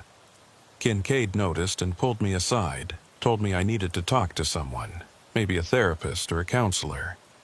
I said I was fine, but we both knew that was a lie. 6 months after everything started, Gideon's trial finally began. I testified on the 3rd day, spending hours on the stand recounting the investigation and Gideon's confession. His lawyers tried to discredit me, suggesting I'd fabricated evidence or misunderstood what Gideon had said, but the recording from the wire spoke for itself. When I stepped down, I thought I'd feel relief, but instead I just felt empty. The trial dragged on for another month, and then the jury came back with a verdict. Guilty on all counts. Gideon Graybird was sentenced to life in prison without the possibility of parole. I thought that would be the end of it, that the people who'd been threatening me would disappear now that Gideon was behind bars. But the calls continued, and the surveillance outside my house picked up shadowy figures lurking in the trees at night. I reported everything to the FBI, but they seemed more interested in closing the case than protecting me. I realized I was on my own, that whatever protection I'd thought I'd have from bringing Gideon to justice was an illusion. 1 year after Byron Redfeather vanished from the Cypress dock, I sat in my office and wrote a letter. It was addressed to no one in particular, just a record of everything I knew about the gambling operation and the people Gideon had been connected to. I included names, dates, financial records, everything I'd managed to gather in the months since his arrest. I made 3 copies, sealed them in envelopes, and gave one to Kincaid, one to my lawyer, and one to a journalist I trusted. I told them that if anything happened to me, they should publish everything. It was my insurance policy, my way of making sure that even if they silenced me, the truth would come out. I still work for the Miccosukee Tribal Police. I still patrol the same roads and respond to the same calls. But I don't sleep well anymore, and I can't shake the feeling that I'm being watched. Every shadow could be a threat, every stranger a potential danger. I think about Marcus sometimes, about the life he might have lived if Gideon hadn't decided he was a problem that needed to be eliminated. I think about Byron and May and Raymond, all dead because of secrets and lies that should have been exposed decades ago. And I think about Gideon's warning, that I had no idea what I'd started. He was right. I thought I was solving a murder, bringing a killer to justice. But what I really did was peel back a layer of rot to reveal something much deeper and more widespread. The gambling operation is still running, the people behind it still free and powerful. And every day I wake up wondering if today will be the day they decide I've become too much of a liability. I don't regret what I did. Marcus deserved justice, and Gideon deserved to pay for what he'd done. But justice came at a price, and I'm still paying it. I look over my shoulder constantly, keep my weapon close, and live with the knowledge that the swamp isn't the only thing in the Everglades that swallows people whole. Sometimes the monsters wear badges and sit in corner offices, and sometimes bringing them down doesn't make you a hero. It just makes you a target. The file on Byron Redfeather's death is officially closed. The file on Marcus Osceola's death has been updated to reflect the truth. But there are other files, thicker ones filled with names and connections that lead into darkness I'm not sure I'll ever be able to fully illuminate. And somewhere out there, beyond the reach of the law, the people Gideon worked for are watching and waiting. They know I'm the one who brought their operation into the light, and they know that as long as I'm alive, there's a chance I'll do it again. So I keep working, keep patrolling, keep living my life as normally as I can. But I also keep that letter ready, keep my insurance policy up to date, and remind myself that the truth is worth fighting for even when the cost is everything you have. The Everglades might not have claimed my brother's body for 27 years, but it eventually gave him back. And in doing so, it revealed a darkness that runs deeper than any swamp. A corruption that touches everything it reaches. I don't know how this ends.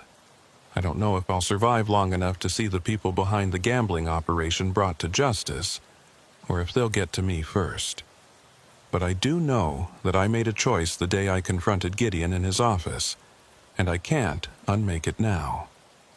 All I can do is keep moving forward, keep searching for truth in the shadows, and hope that when the end comes, whether it's tomorrow or 30 years from now, I'll have done enough to make Marcus proud.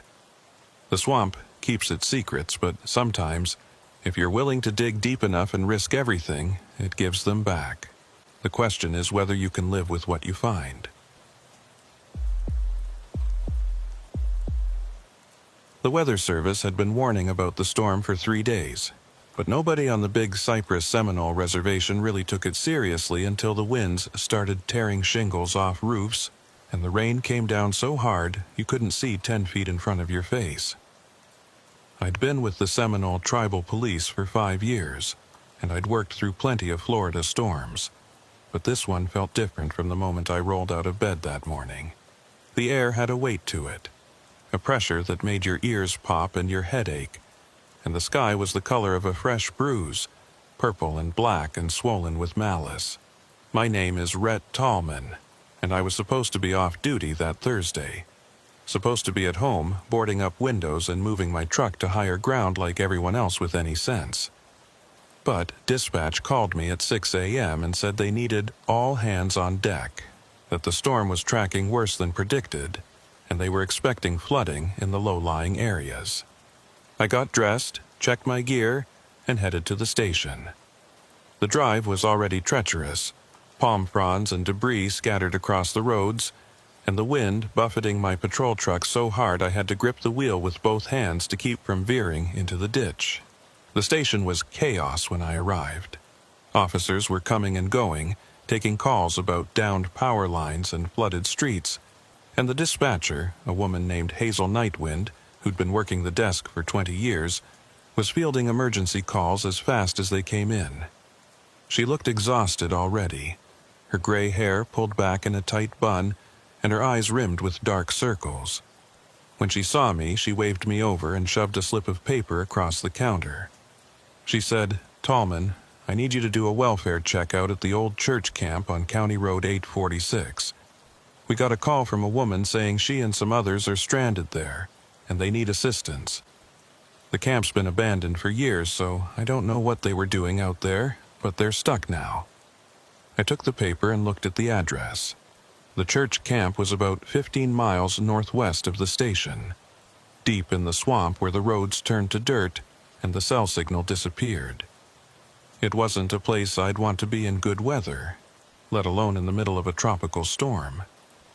I asked Hazel if there was any more information, how many people were stranded, what kind of assistance they needed, but she just shook her head. The call cut out before she could get details, she said, and when she tried calling back, there was no answer. All we know is someone's out there and they're in trouble. I grabbed a go bag from the supply room, extra batteries for my flashlight, a first aid kit, some bottled water, and a poncho, and headed back out into the storm. The rain had intensified in just the 20 minutes I'd been inside, coming down in sheets that turned the world into a gray, watery blur. My truck's wipers were working overtime, and even at their fastest setting, they could barely keep up. The roads were already starting to flood, water pooling in the low spots and creeping up over the asphalt. I drove slowly, watching for debris and downed branches, and tried not to think about what would happen if I got stuck out here. County Road 846 was exactly as bad as I'd expected. A narrow two-lane that cut through dense forest and swampland. The pavement gave way to gravel after about 5 miles, and the gravel gave way to mud after another 3.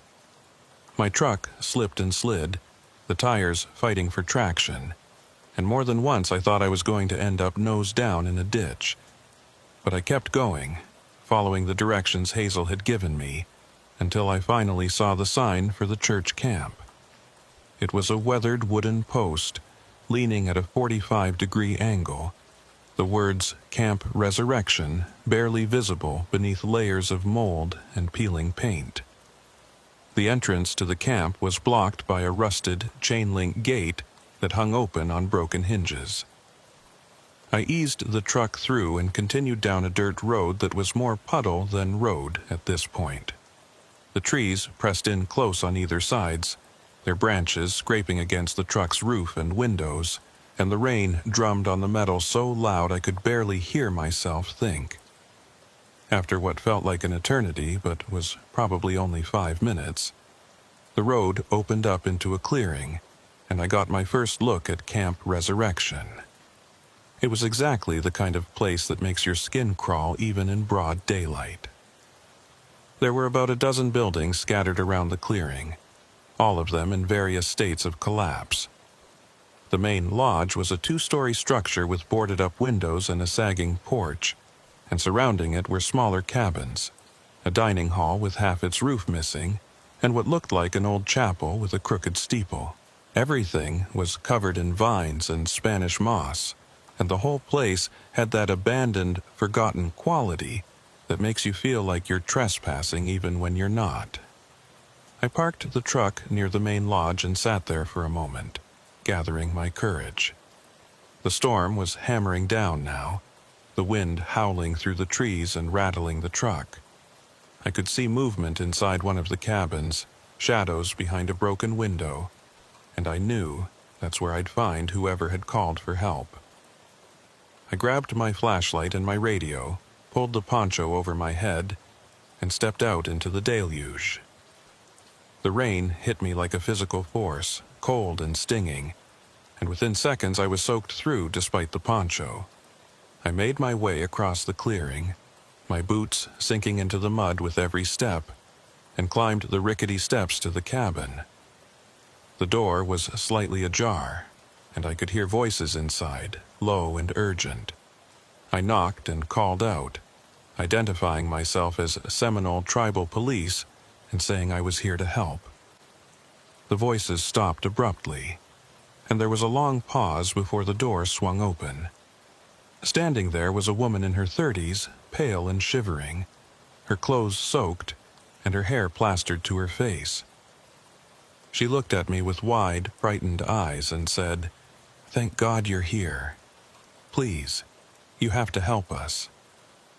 Her name was Iris Moonwalker, and she told me she'd been part of a group of 5 people who'd come to the camp yesterday for what was supposed to be a spiritual retreat organized by a local pastor. They'd planned to spend 3 days out here, disconnected from the world, focused on prayer and reflection. But the storm had rolled in faster and harder than anyone expected, and by the time they realized they needed to leave, the roads were already flooded and impassable. They'd been stuck here for almost 24 hours, and things had gone from bad to worse in the last few hours. I asked her what she meant by worse, and she hesitated, glancing back into the darkened cabin. She said, "2 of us are missing. They went out this morning to try to find a way to the main road, and they never came back. We've been calling for them, searching, but we can't find them anywhere. And then there's the other problem." She paused again, and I could see genuine fear in her eyes. "Pastor Stormcrow, he's not himself. He's been acting strange, saying things that don't make sense. We're scared of him." I stepped inside the cabin, shaking the water off my poncho, and got my first look at the situation. There were 3 other people huddled in the corner of the room, 2 women and a man, all of them looking cold, wet, and terrified.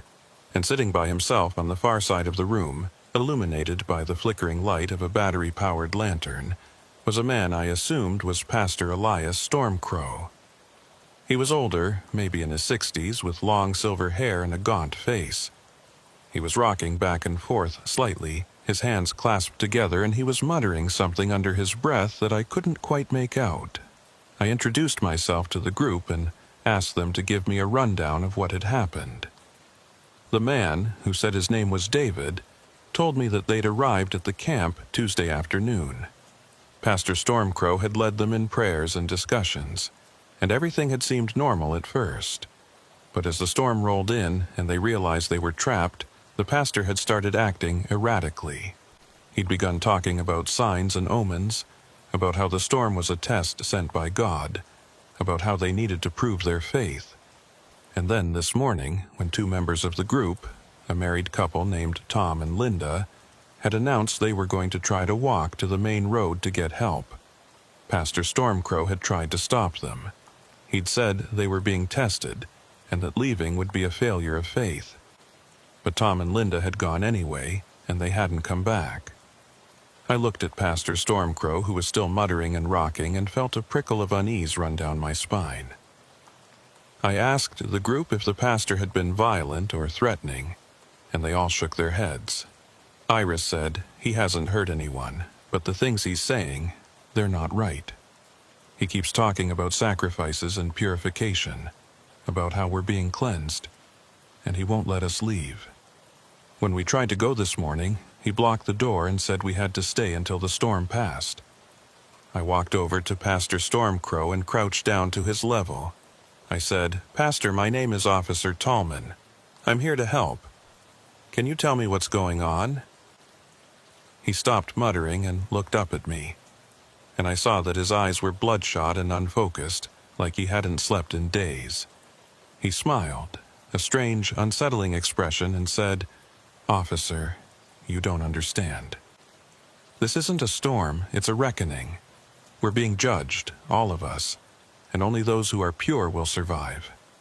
I asked him what he meant, but he just shook his head and went back to muttering. I stood up and pulled Iris aside. I told her that I needed to find Tom and Linda, and that I wanted her and the others to come with me to my truck. We'd drive out of here together, and I'd come back with a larger team to search for the missing couple. But Iris shook her head. She said, "The roads are too flooded. We tried to leave an hour ago, and we couldn't get more than 100 yards before the water was up to our waists. There's no way out until the storm passes." I looked out the window at the torrential rain and realized she was right. We were stuck here, at least for the next few hours, and somewhere out in this mess were 2 missing people. I made a decision. I told Iris and the others to stay in the cabin, keep the door locked, and don't let Pastor Stormcrow out of their sight. Then I grabbed my flashlight and headed back out into the storm. I needed to find Tom and Linda, and I needed to do it before the situation got any worse. The wind nearly knocked me off my feet as I stepped off the cabin's porch, and the rain was so thick it was like walking through a waterfall. I swept my flashlight beam across the clearing, looking for any sign of the missing couple, and that's when I saw it. There was a trail leading away from the clearing, a narrow path that disappeared into the trees. It was barely visible through the rain, but I could make out footprints in the mud, 2 sets leading away from the camp. I followed them, calling out Tom and Linda's names, but the wind tore the words from my mouth and scattered them into the storm. The trail wound through the forest, ducking under low-hanging branches and skirting around pools of standing water. I kept my flashlight trained on the ground, following the footprints, and tried not to think about how easy it would be to get lost out here. After about 10 minutes of walking, I came to a place where the trail split. The footprints went to the left, but there was something on the right that caught my attention.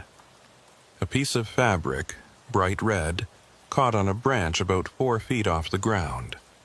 I pulled it free and examined it. It was a strip torn from a jacket or a shirt, and it was fresh, not weathered or faded. Someone had been here recently, and they'd either snagged their clothing on the branch or left it as a marker. I pocketed the fabric and continued following the footprints to the left. The trail led me to a small ravine, maybe 15 feet deep and 20 feet across, with a stream running through the bottom. Normally, it would have been a trickle, but with the storm, it had swollen into a raging torrent of brown water and debris.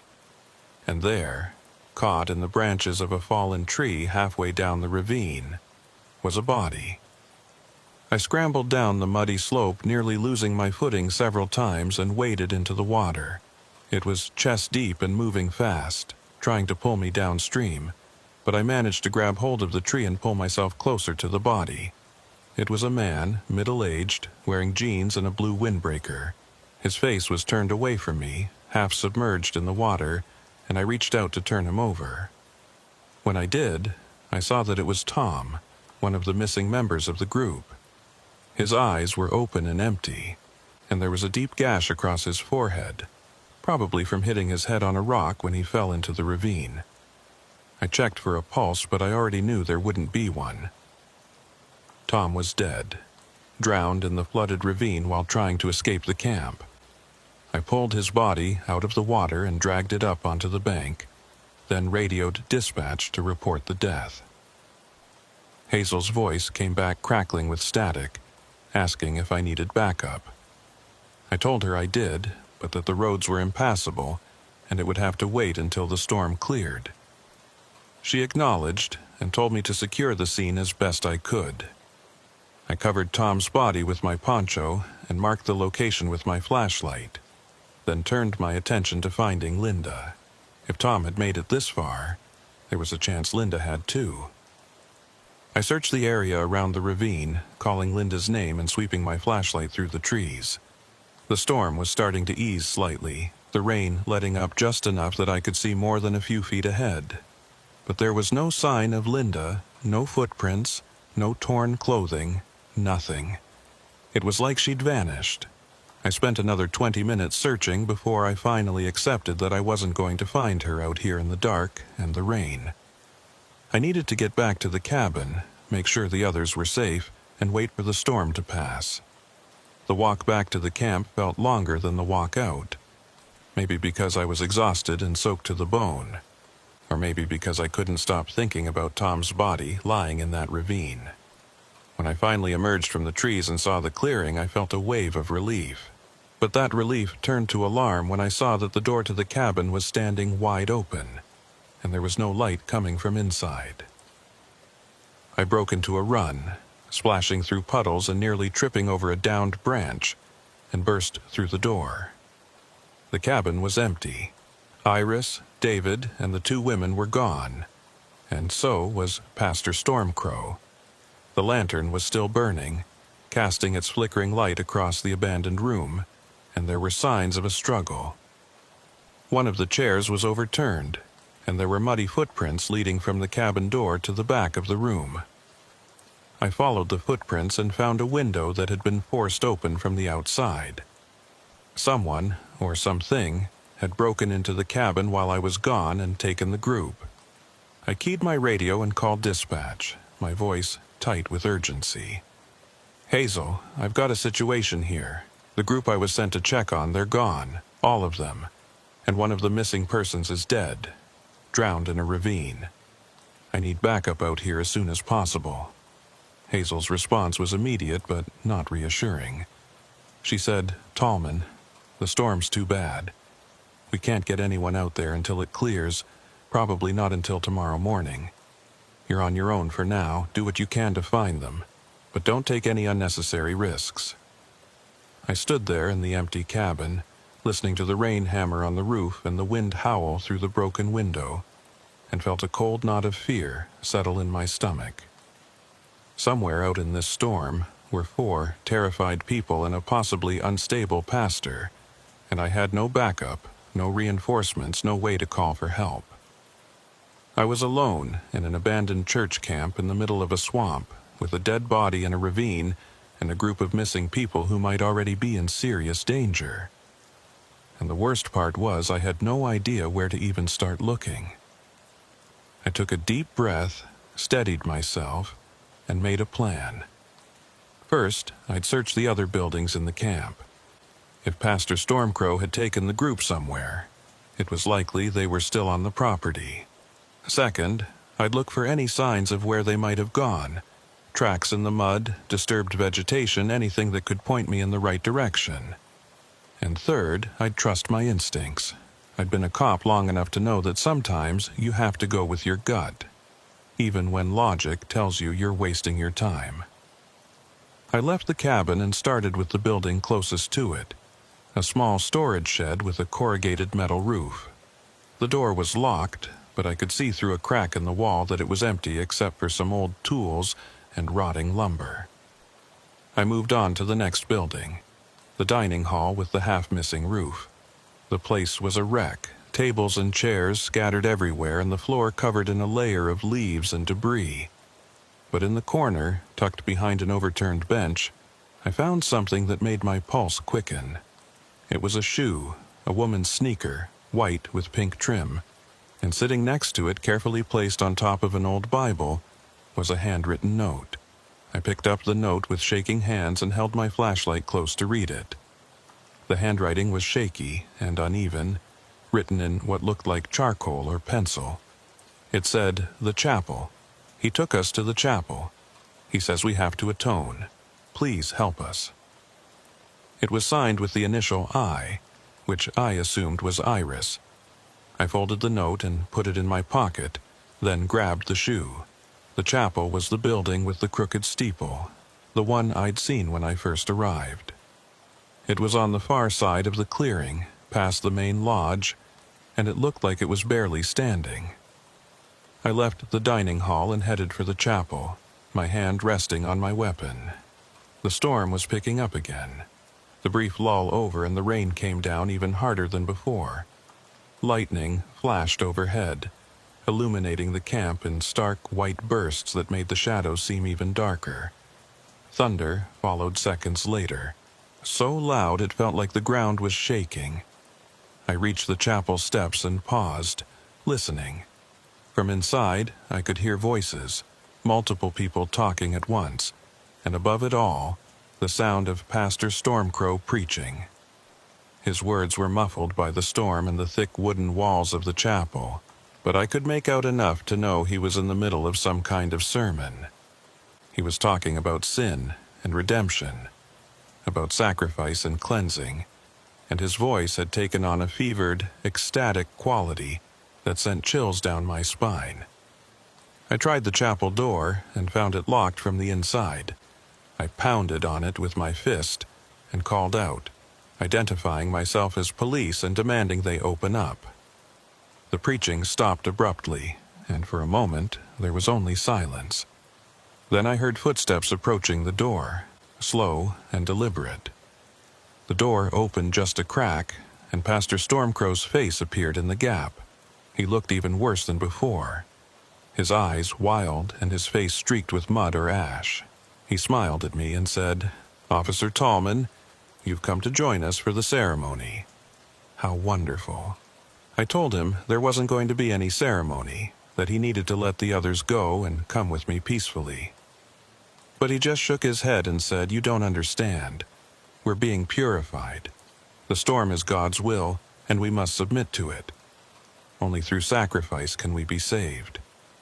I tried to push the door open, but he slammed it shut, and I heard the sound of something heavy being dragged across the floor to barricade it. I stepped back and considered my options. I could try to force the door, but that would take time and make a lot of noise, and I didn't know what Pastor Stormcrow might do to the others if I provoked him. Or I could try to find another way in, a window or a back door, and take him by surprise. I decided on the latter. I circled around the chapel, testing windows and looking for any opening, and finally found a broken pane on the side of the building. It was small, but I thought I could squeeze through if I was careful. I smashed out the remaining glass with the butt of my flashlight, wrapped my hand in my shirt to protect it from the shards, and pulled myself up and through the window. I landed on the floor inside the chapel with a thud that was mercifully covered by a crack of thunder. I crouched there in the darkness, letting my eyes adjust, and took stock of my surroundings. The chapel was small, maybe 20 feet by 30 feet, with rows of moldering pews and a raised altar at the front. And there, gathered around the altar, were Iris, David, and the two other women, all on their knees with their hands clasped in prayer. Pastor Stormcrow was standing over them, holding something in his hand that glinted in the candlelight. It was a knife. I drew my weapon slowly, keeping it low and pointed at the floor, and moved along the wall of the chapel, using the shadows and the sound of the storm to mask my approach.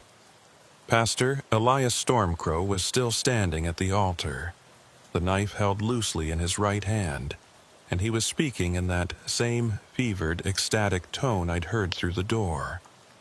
He was telling the group that they had been chosen, that the storm had brought them here for a reason, that their suffering would purify them and make them worthy of salvation. The four people kneeling before him, Iris Moonwalker, David, and the two women whose names I still didn't know, looked terrified, but also strangely compliant, like they'd been broken down by hours of this relentless preaching. I got within about 15 feet of the altar before Pastor Stormcrow noticed me. He stopped mid-sentence and turned, his wild eyes locking onto mine, and for a moment we just stared at each other. Then he smiled, that same unsettling expression I'd seen earlier, and raised the knife. He said, "Officer Tallman, you've interrupted the ceremony. That's very unfortunate." I told him to put the knife down, to step away from the people, and to get on his knees with his hands behind his head. My voice was steady, professional, the tone I'd used hundreds of times before when dealing with dangerous situations. But Pastor Stormcrow didn't comply. Instead, he laughed, a sound that was more unsettling than anything else he'd done. He said, "You think you're in control here, but you're not. None of us are. The storm controls us. God controls us. And I'm simply his instrument." He gestured with the knife toward the group kneeling in front of him. "These people came here seeking answers, seeking redemption, and I'm going to give it to them. Through pain, through sacrifice, through blood. That's the only way to be truly clean." I could see Iris trembling, tears streaming down her face, and I knew I was running out of time. If I didn't act now, Pastor Stormcrow was going to hurt someone. Maybe all of them. I took a step closer, my weapon now raised and aimed at his center mass. I told him one more time to drop the knife, and I added that if he didn't comply, I would shoot. I didn't want to do it. Didn't want to take a life if I could avoid it. But I also wasn't going to let him stab innocent people while I stood there and watched. Pastor Stormcrow's smile faded, and his expression turned dark and angry. He said, "You would dare to stop God's work? You would interfere with divine justice? Then you're no better than the sinners kneeling here. You're all the same, all corrupt, all in need of cleansing." He moved suddenly, faster than I expected for a man his age, and lunged toward Iris with the knife raised. I didn't have time to think, didn't have time to second-guess myself. I squeezed the trigger twice, the shots echoing through the small chapel like cannon fire. Both rounds hit Pastor Stormcrow in the chest, and he stumbled backward, the knife falling from his hand and clattering across the wooden floor. He looked down at the spreading red stain on his shirt, then looked up at me with an expression of genuine surprise, like he couldn't believe what had just happened. Then he collapsed, falling forward onto the altar steps. For a moment, nobody moved. The 4 people who'd been kneeling just stared at the pastor's body, their faces frozen in shock. Then Iris let out a sob and scrambled away from the altar, and that broke the spell. David and the 2 women got to their feet and backed toward the wall, and I moved forward to check on Pastor Stormcrow. I kicked the knife away from his body, then knelt down and felt for a pulse. There was nothing. He was dead. I'd killed him. I stood up and looked at the group, all of them staring at me with wide, terrified eyes. I said, "Are any of you hurt? Did he cut anyone before I got here?" They all shook their heads. Iris said, her voice barely above a whisper, "He was about to. He said we had to be marked, that blood was the only way to wash away our sins. You saved us. I didn't feel like I'd saved anyone. I felt like I'd just made a bad situation worse. I'd come here to do a welfare check, to help some people stranded in a storm, and now there were 2 dead bodies, one in a ravine and one on the floor of an abandoned chapel, and I was alone with 4 traumatized civilians in the middle of a tropical storm with no backup and no way out." I radioed dispatch and reported the shooting, my voice mechanical as I gave Hazel Nightwind the details. Officer involved shooting, 1 suspect deceased, no officers injured, 4 civilians safe. Hazel's response was calm but urgent. She said, "Tallman, you need to secure the scene and wait for the investigative team. They're mobilizing now, but it's going to be several hours before they can get to you. Can you hold out until then?" I told her I could, but I wasn't sure if that was true. The storm was still raging outside, the chapel was barely standing, and I had 4 people who were on the verge of complete mental collapse. I turned to the group and told them we needed to move to a more secure location. The chapel was too exposed, and I didn't trust the structure to hold up if the storm got any worse. I suggested we go back to the main lodge, which looked like the sturdiest building in the camp. They agreed without argument, too shell-shocked to do anything but follow orders. I covered Pastor Stormcrow's body with a tarp I found in the corner of the chapel, more out of respect than necessity, and then led the group out into the storm. The rain had somehow gotten even worse, if that was possible. It came down in solid sheets, turning the clearing into a shallow lake, and the wind was strong enough to nearly knock us off our feet. We moved as a group, staying close together and helping each other when someone stumbled.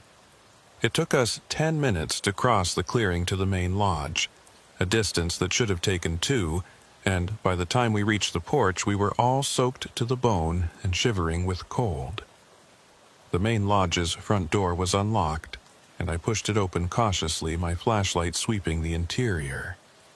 The place was in rough shape, with holes in the ceiling where rain was pouring through and puddles forming on the warped wooden floor. But it was still better than being outside, and there were enough intact rooms that we could find a place to wait out the storm. I led the group to what looked like an old common room, a large space with a stone fireplace and a few pieces of furniture that were still relatively dry. I told them to sit down and try to warm up while I did a quick sweep of the building to make sure we were alone. The lodge had maybe 20 rooms spread across 2 floors, most of them small bedrooms or offices. I checked each one methodically, looking for any signs of recent occupation or anything that might be useful. In one of the upstairs bedrooms, I found a box of emergency supplies, blankets, flashlights with working batteries, and some canned food. I grabbed everything and brought it back down to the common room, distributing the blankets to the group. They wrapped themselves up and huddled together near the fireplace, and I used some old newspapers and broken furniture to start a fire. It took a few tries, but eventually the flames caught and spread, filling the room with warmth and flickering light. With the immediate needs taken care of, I turned my attention to the group. I needed to understand what had happened here, why Pastor Stormcrow had gone from leading a spiritual retreat to threatening people with a knife. I sat down across from them and said, "I need you to tell me everything. Start from the beginning, from when you first arrived at the camp." Iris Moonwalker, who seemed to have recovered some of her composure, spoke first. She said they'd been part of Pastor Stormcrow's congregation for the past year, a small group that met weekly in a rented space in Fort Myers. The pastor had always been intense, passionate about his faith, but he'd never seemed dangerous. About 2 months ago, Pastor Stormcrow had started talking about a special retreat, a chance for his most devoted followers to deepen their faith through isolation and contemplation. He'd found this abandoned camp and convinced the group that spending time here, away from the distractions of modern life, would bring them closer to God. 5 of them had agreed to come: Iris, David, the 2 women named Sarah and Michelle, and the couple Tom and Linda.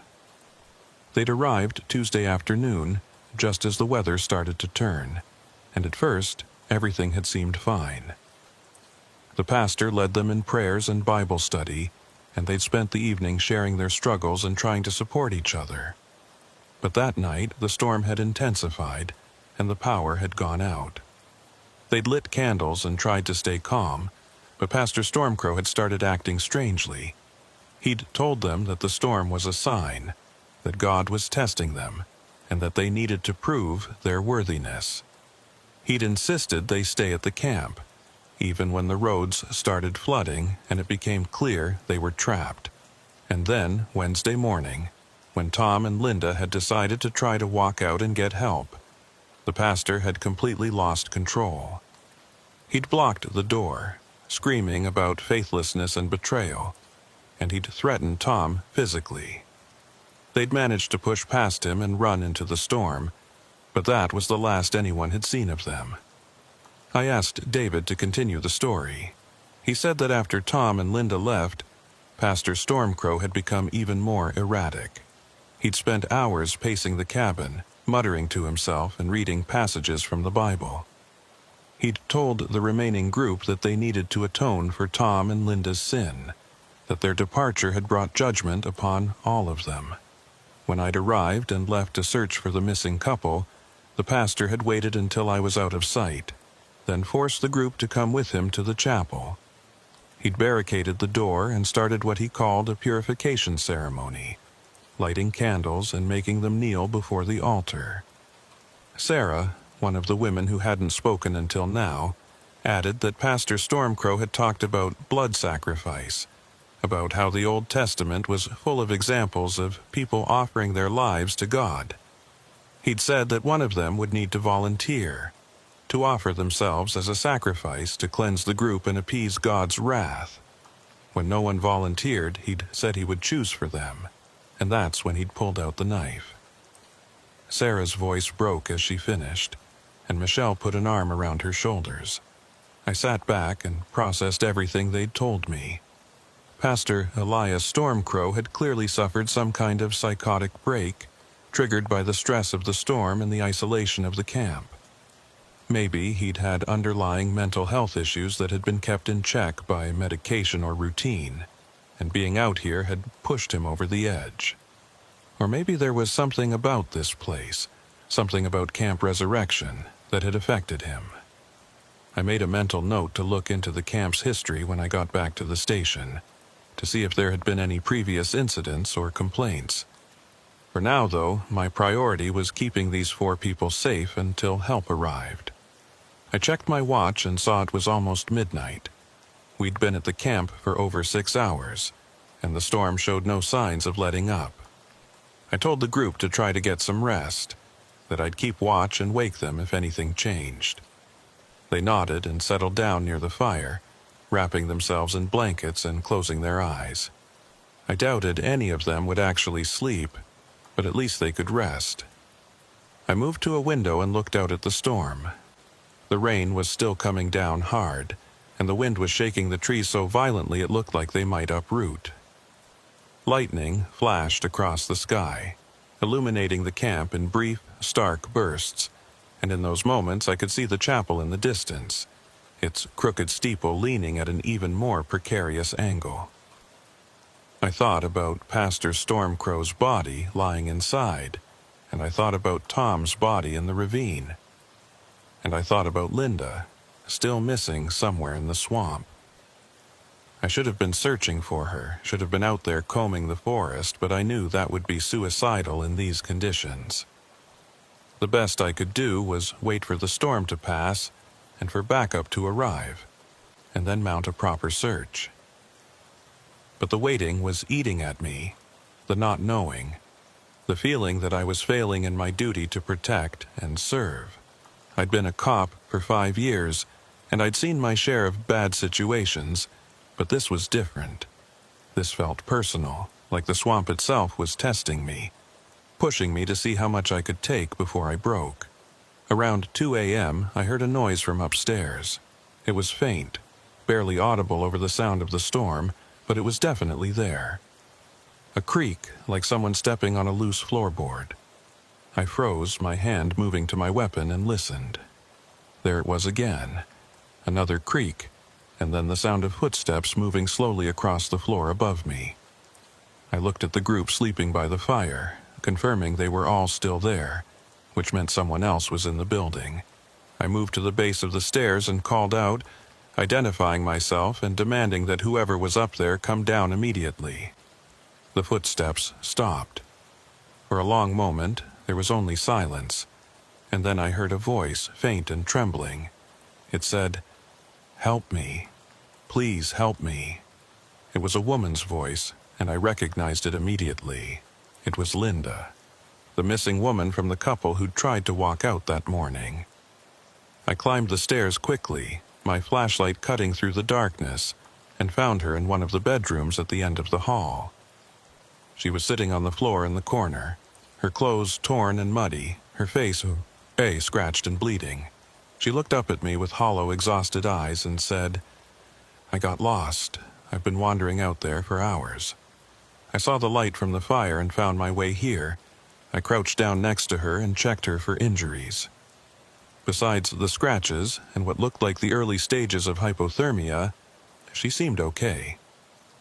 I asked her about Tom, and her face crumpled. She said they'd stayed together at first, trying to find the main road, but the storm had been too intense and they'd gotten turned around. They'd ended up at the ravine, and Tom had insisted they cross it. thinking the road was on the other side. He'd gone first, trying to wade through the water, but the current had been too strong. She'd watched him get swept away, watched him hit his head on a rock and disappear under the water. She'd tried to go after him, but the water was too deep and too fast, and she'd barely made it back to shore. After that, she'd wandered through the forest for hours, terrified and alone, until she'd finally seen the lodge. I helped Linda to her feet and brought her downstairs, wrapping her in one of the blankets and sitting her by the fire. The others woke up when they heard us, and there was a brief, emotional reunion as they realized Linda was alive. I gave her some water and a piece of the canned food I'd found, and she ate mechanically, still in shock from everything that had happened. I updated dispatch on Linda's status, and Hazel told me the investigative team was hoping to reach us by dawn if the storm eased up.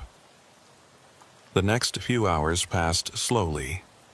I kept watch while the group dozed fitfully by the fire, and I tried to stay alert despite the exhaustion that was pulling at me.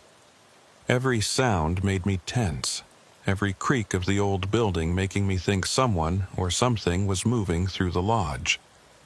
But nothing happened. The storm continued to rage outside, and we continued to wait. Around 5 a.m., the rain finally started to let up. It didn't stop completely, but it slowed to a steady drizzle, and the wind died down to a manageable level. I looked out the window and saw the first hints of dawn breaking through the clouds, a pale gray light that made the camp look even more desolate and abandoned than it had in the darkness. I radioed dispatch and asked for an update on the investigative team. Hazel said they were en route, ETA about 30 minutes, and that they'd bring a medical team to check on the civilians. I woke the group and told them help was on the way.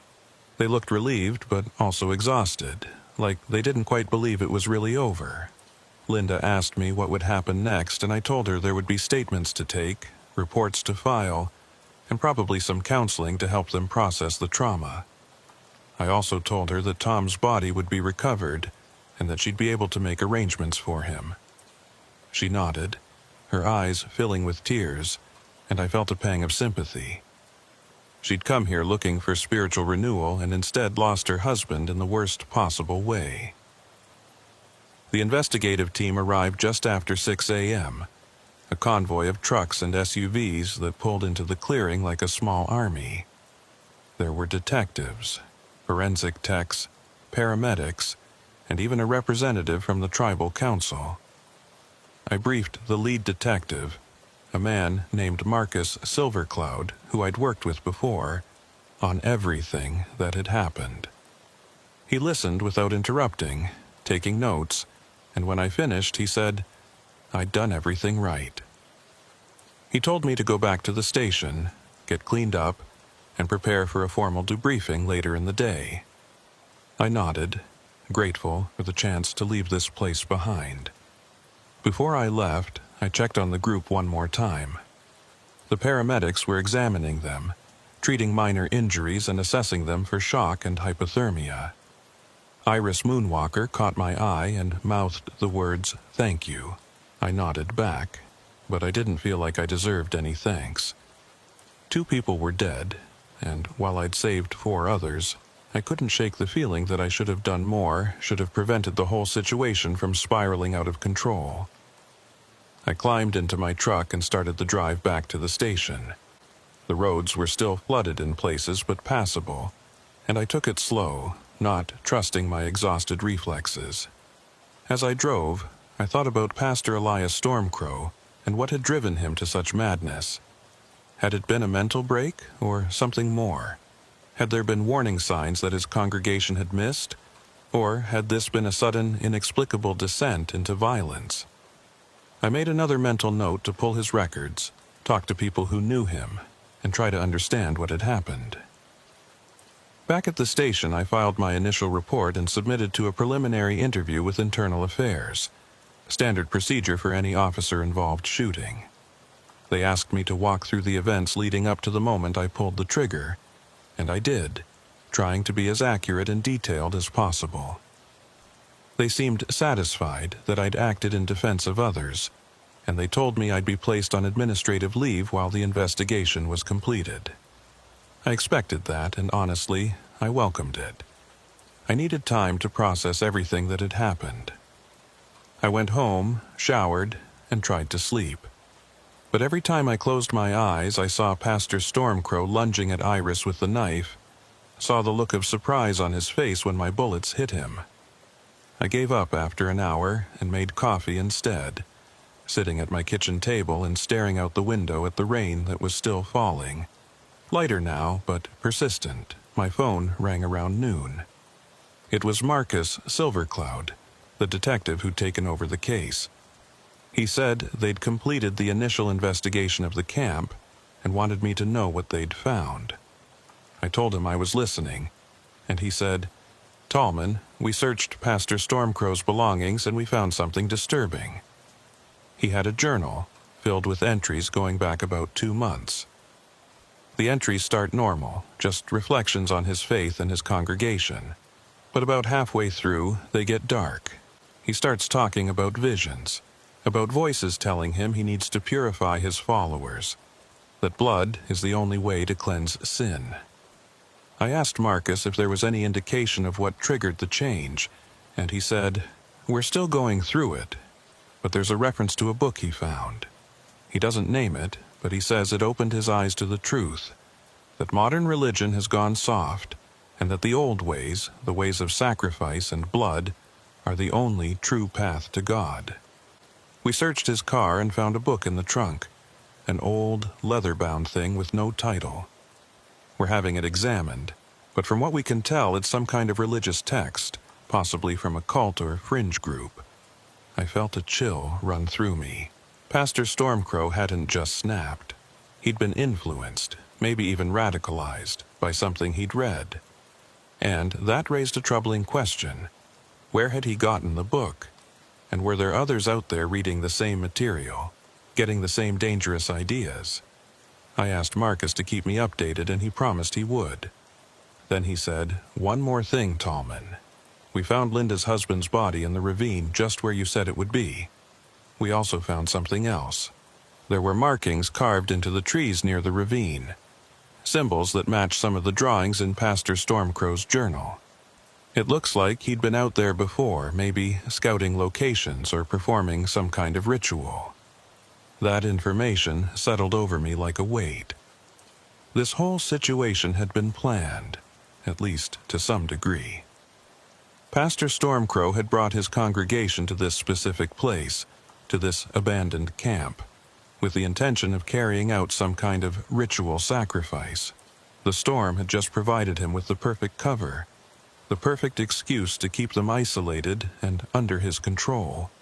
And if I hadn't shown up when I did, if Iris hadn't managed to call for help, all of them might have died.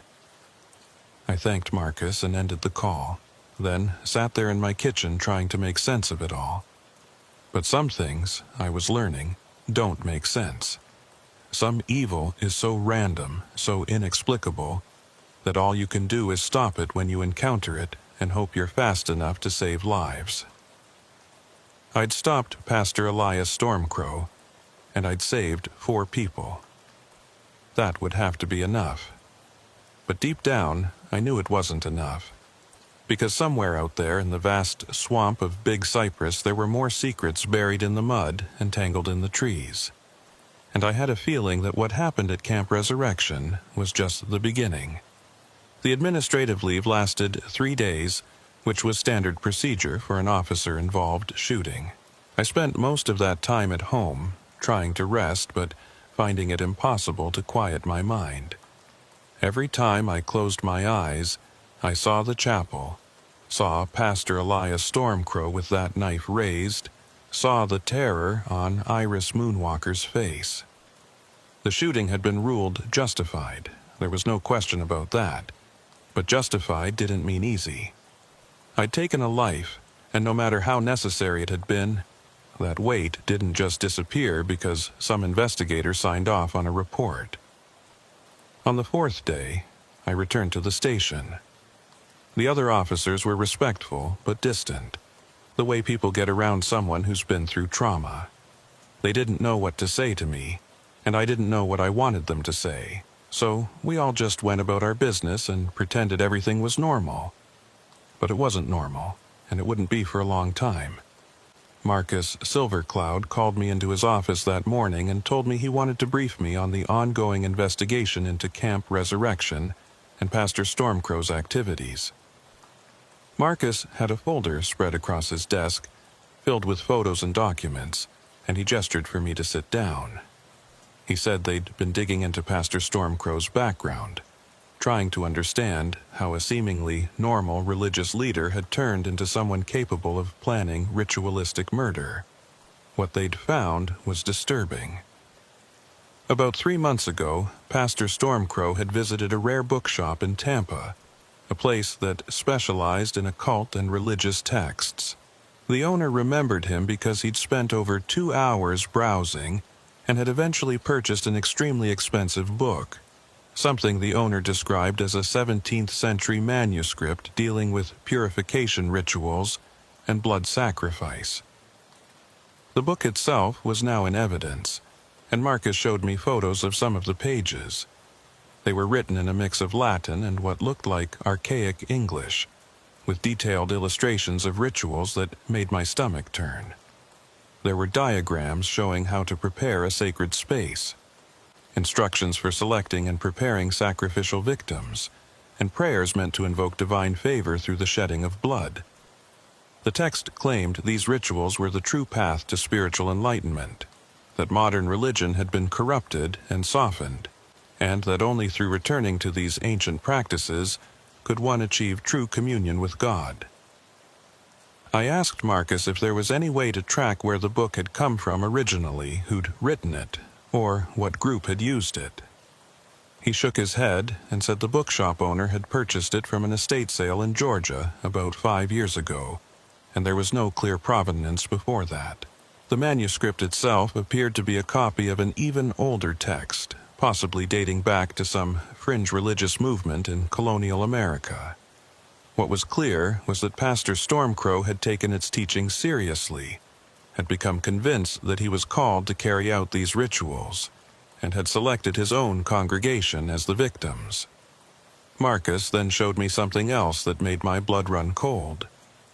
They'd found more carved symbols around Camp Resurrection, not just near the ravine where Tom had died, but scattered throughout the property. The symbols matched illustrations in the book, and forensic analysis suggested they'd been carved at different times over the past 6 weeks. Pastor Stormcrow had been visiting the camp regularly, preparing it, sanctifying it according to the instructions in the manuscript. The spiritual retreat he'd organized wasn't a spur-of-the-moment decision. It was the culmination of months of planning. I asked Marcus if they'd found any connection between Pastor Stormcrow and other people who might share his beliefs, any indication that this was part of a larger group or movement. He said they were still investigating, but so far, it appeared Stormcrow had been acting alone. His congregation had been small, maybe 20 regular attendees, and interviews with them revealed that none of them had known about his dark turn.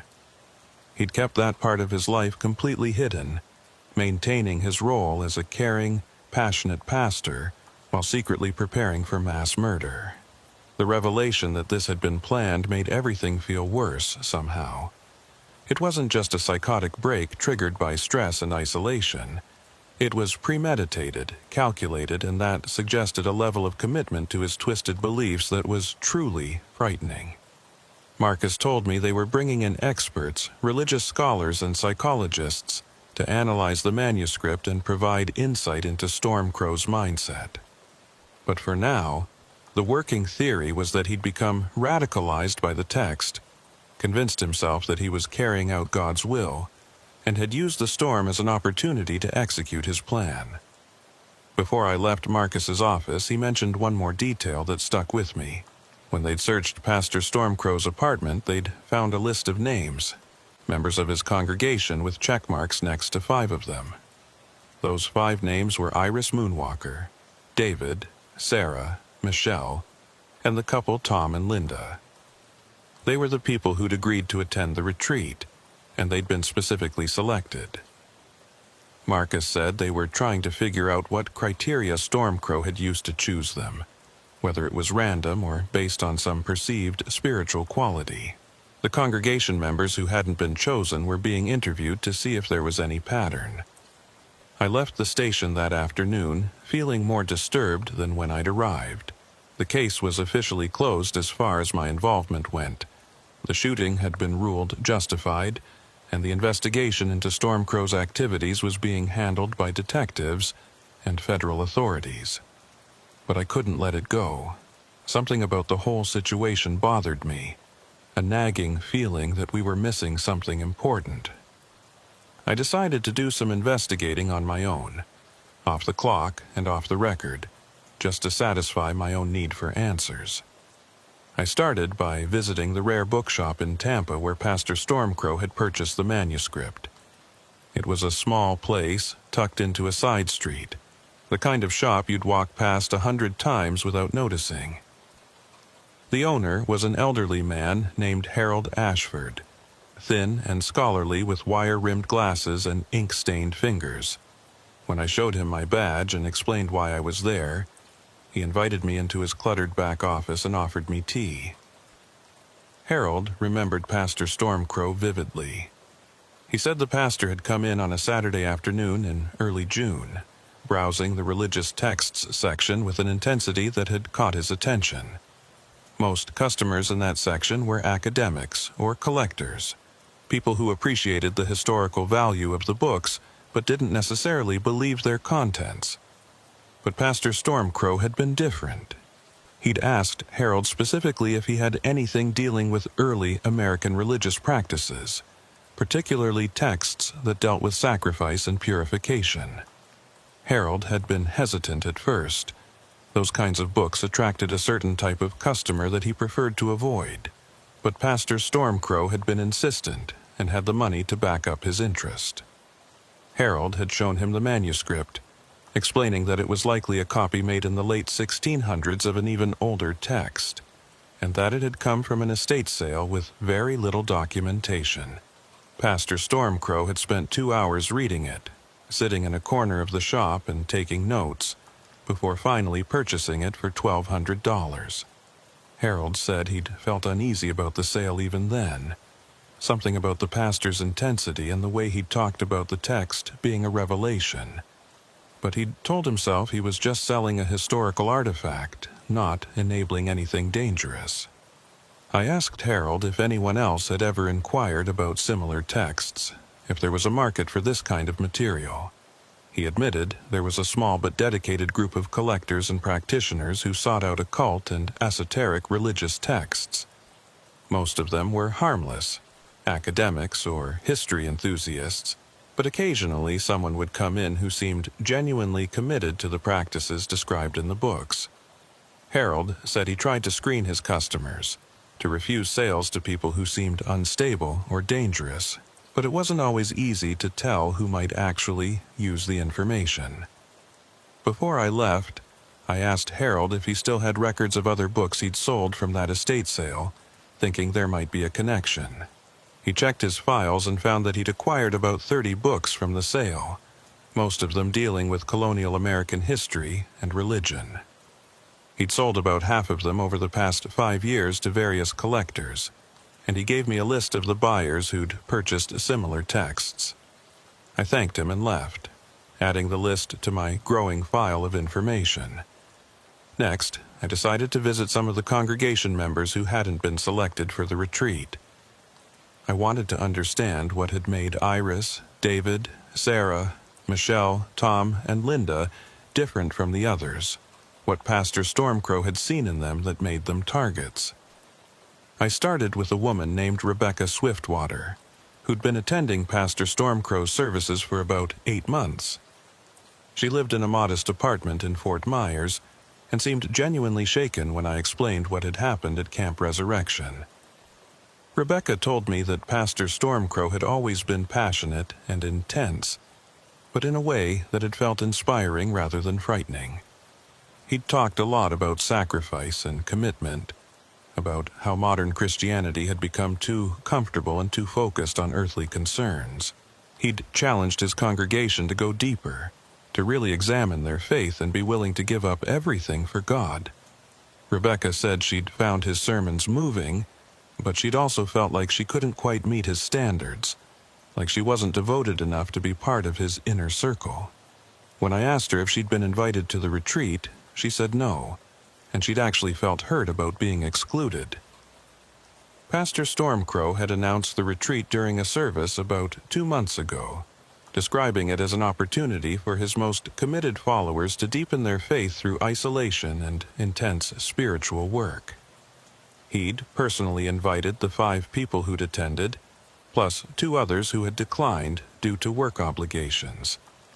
Rebecca said she'd asked if she could join, but Pastor Stormcrow had gently told her she wasn't ready yet, that she needed to work on her commitment before she could participate in such an intense experience.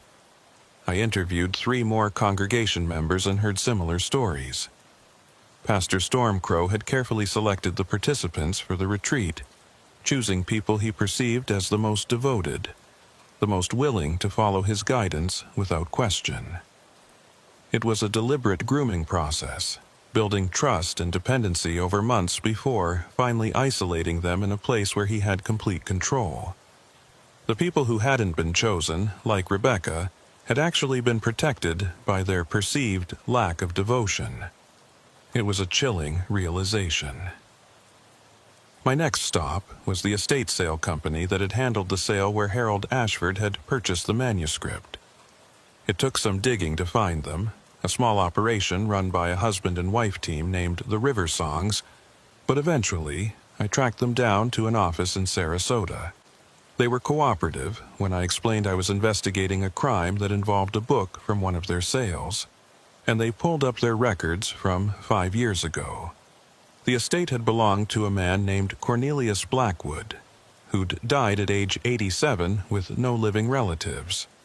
The River Songs said his house had been filled with books, thousands of them, covering every imaginable subject, but with a particular focus on religious history and occult practices. They'd spent weeks cataloging everything and had held multiple sales to liquidate the collection. Most of it had gone to dealers and collectors, people like Harold Ashford, and the house itself had eventually been sold to pay off Blackwood's debts. I asked if there were any records of who Cornelius Blackwood had been, what he'd done for a living, or why he'd accumulated such a massive collection. The River Song said they'd heard from neighbors that he'd been a professor of religious studies at a local college decades ago, but he'd retired in the 1980s and had lived alone ever since. He'd been described as eccentric but harmless, someone who kept to himself and spent all his time reading and writing. They gave me the address of his former house, and I decided to drive by, even though I wasn't sure what I hoped to find.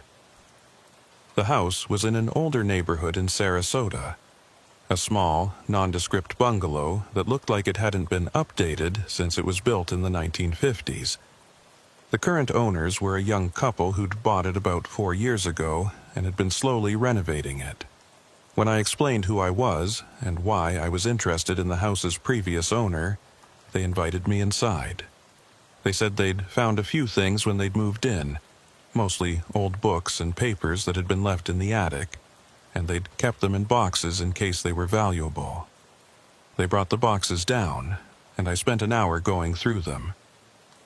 Most of it was academic material, lecture notes and research papers on topics like early American religious movements and colonial-era beliefs. But in the bottom of the third box, I found something that made my pulse quicken. It was a journal, handwritten in neat script, and it belonged to Cornelius Blackwood.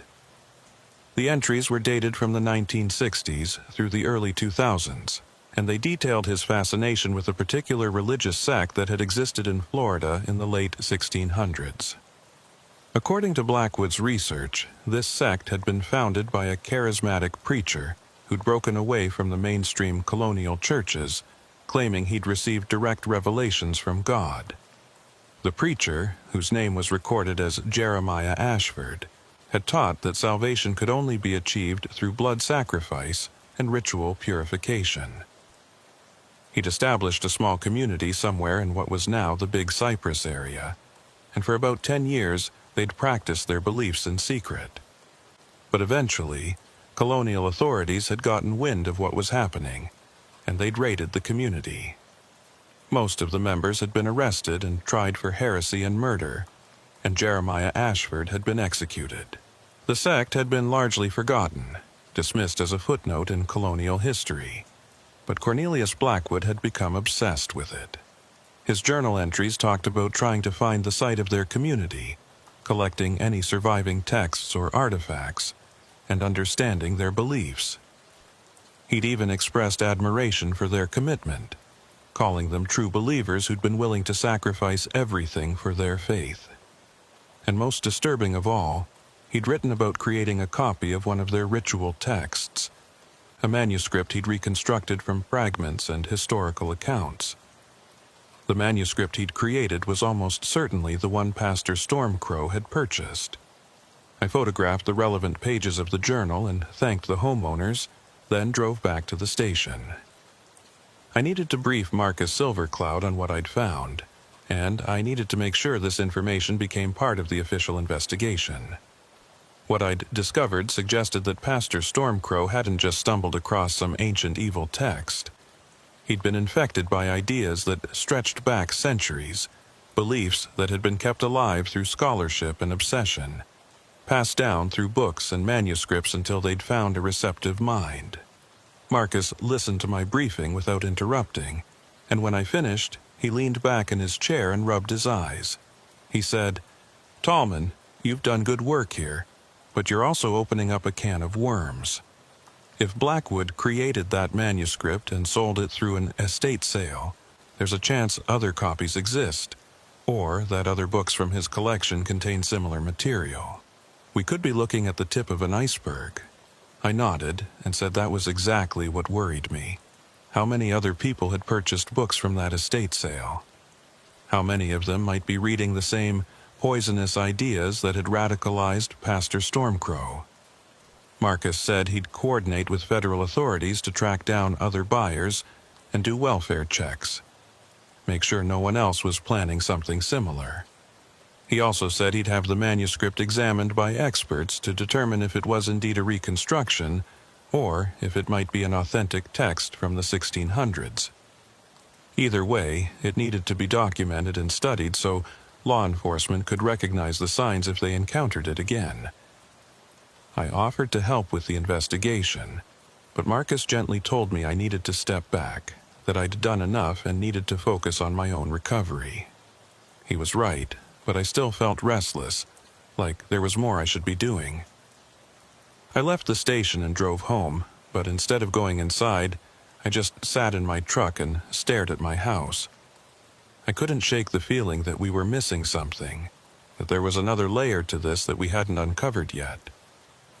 Pastor Stormcrow had been at Camp Resurrection for weeks before the retreat, carving symbols and preparing the space. Had anyone else been with him? Had he met anyone there, anyone who might have encouraged him or helped him plan? I made a decision that was probably stupid but felt necessary. I was going back to Camp Resurrection. Not officially, not as part of any investigation, but on my own time to look for anything we might have missed. I knew the forensics team had been thorough, but they'd been focused on the buildings and the immediate area.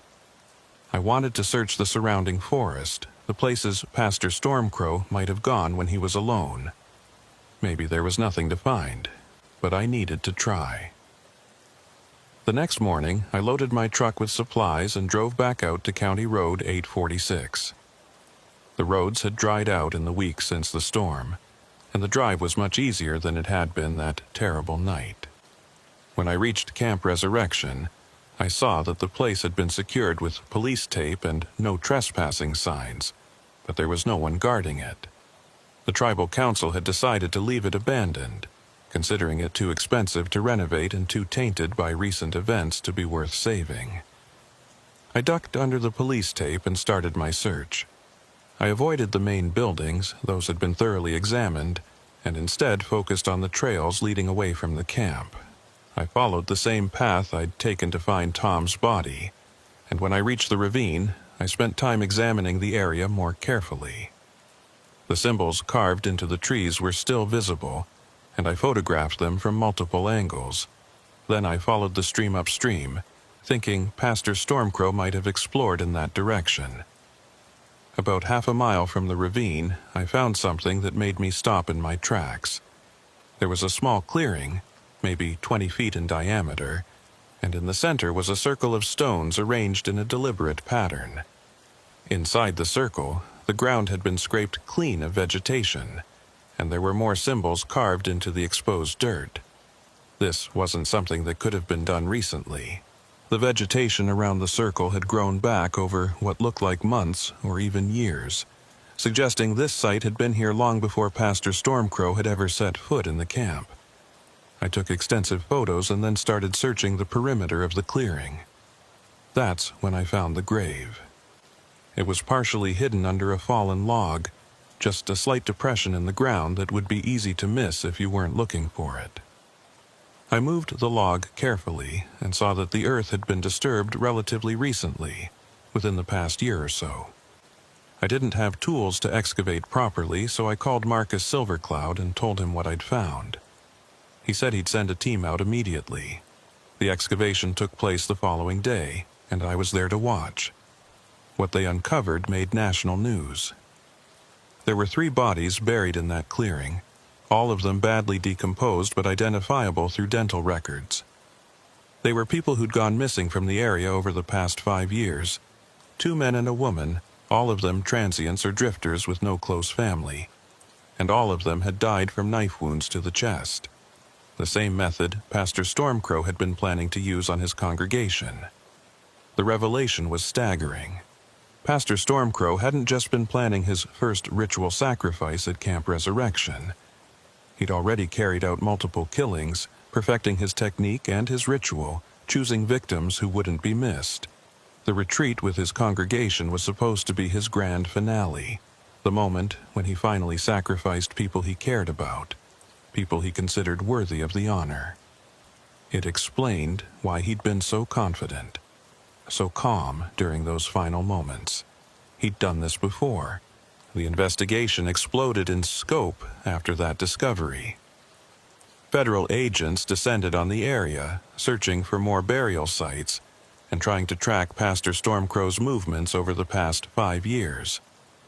They found evidence that he'd been visiting Camp Resurrection regularly, sometimes staying for days at a time, always alone.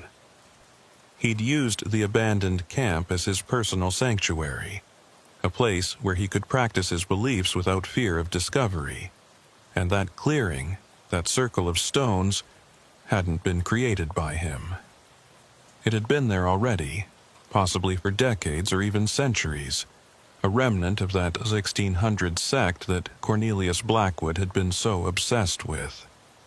The working theory was that Pastor Stormcrow had discovered the site during one of his explorations of Big Cypress, had recognized it from his studies of the manuscript, and had become convinced that he was meant to carry on the work of Jeremiah Ashford and his followers. The site itself had become sacred to him, proof that his beliefs weren't just theoretical but part of a living tradition that stretched back through time. And finding those 3 transient victims had been easy because he'd offered them shelter and food, lured them out to the camp with promises of help, and then killed them as part of his ritualistic practices. I attended the press conference where all of this was announced, standing in the back and watching as Marcus Silvercloud and a federal agent laid out the timeline of Pastor Stormcrow's crimes. The public was horrified, and the congregation he'd once led was devastated, learning that the man they'd trusted had been a serial killer. Iris Moonwalker released a statement saying she and the other survivors were cooperating with the investigation and trying to come to terms with how thoroughly they'd been deceived. As for me, I received a commendation for my actions during the storm and for my follow-up investigation that had led to discovering the burial site. The department wanted to hold a ceremony, but I declined. I didn't feel like I deserved recognition for shooting a man, even if that man had been a monster. What I felt was tired, hollowed out, and deeply disturbed by how close we'd come to losing 4 more people to Pastor Stormcrow's madness. The one question that haunted me, the one that kept me awake at night, was whether there were others like him out there. People who'd purchased books from Cornelius Blackwood's collection. People who'd been radicalized by those ancient, poisonous ideas. People who were even now planning their own rituals and selecting their own victims. Marcus assured me that authorities were tracking down every buyer from that estate sale, interviewing them and confiscating any dangerous materials. But I couldn't shake the feeling that we were fighting a battle we couldn't win, that ideas like the ones in that manuscript couldn't be contained by police work alone. All I could do was my job. Keep patrolling Big Cypress, keep responding to calls, and hope that if I ever encountered something like this again, I'd be ready. But deep down, I knew that no one is ever really ready for the kind of evil that hides in plain sight, wearing the mask of respectability and faith while plotting murder in secret. Camp Resurrection was closed now, condemned and scheduled for demolition. But the darkness that had lived there, the darkness that had infected Pastor Elias Stormcrow and driven him to kill, that darkness was still out there, waiting for the next vulnerable mind to infect. And that thought terrified me more than anything else. 3 months passed after the discovery of the burial site at Camp Resurrection, and life on the Big Cypress Seminole Reservation slowly returned to something resembling normal. The media circus died down. The federal investigation concluded its initial phase, and I went back to my regular patrol duties. But normal was a relative term. I still woke up sometimes in the middle of the night, drenched in sweat, seeing Pastor Elias Stormcrow's face in those final moments before I pulled the trigger. The department had mandated counseling sessions, and I went to them dutifully, talking through the trauma with a therapist who specialized in officer-involved shootings.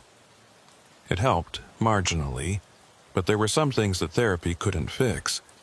What bothered me most wasn't the shooting itself. It was the knowledge that Pastor Stormcrow had been operating right under our noses for years, killing transients and perfecting his rituals while maintaining his cover as a respected religious leader. How many other people like him were out there, hiding in plain sight, waiting for their moment?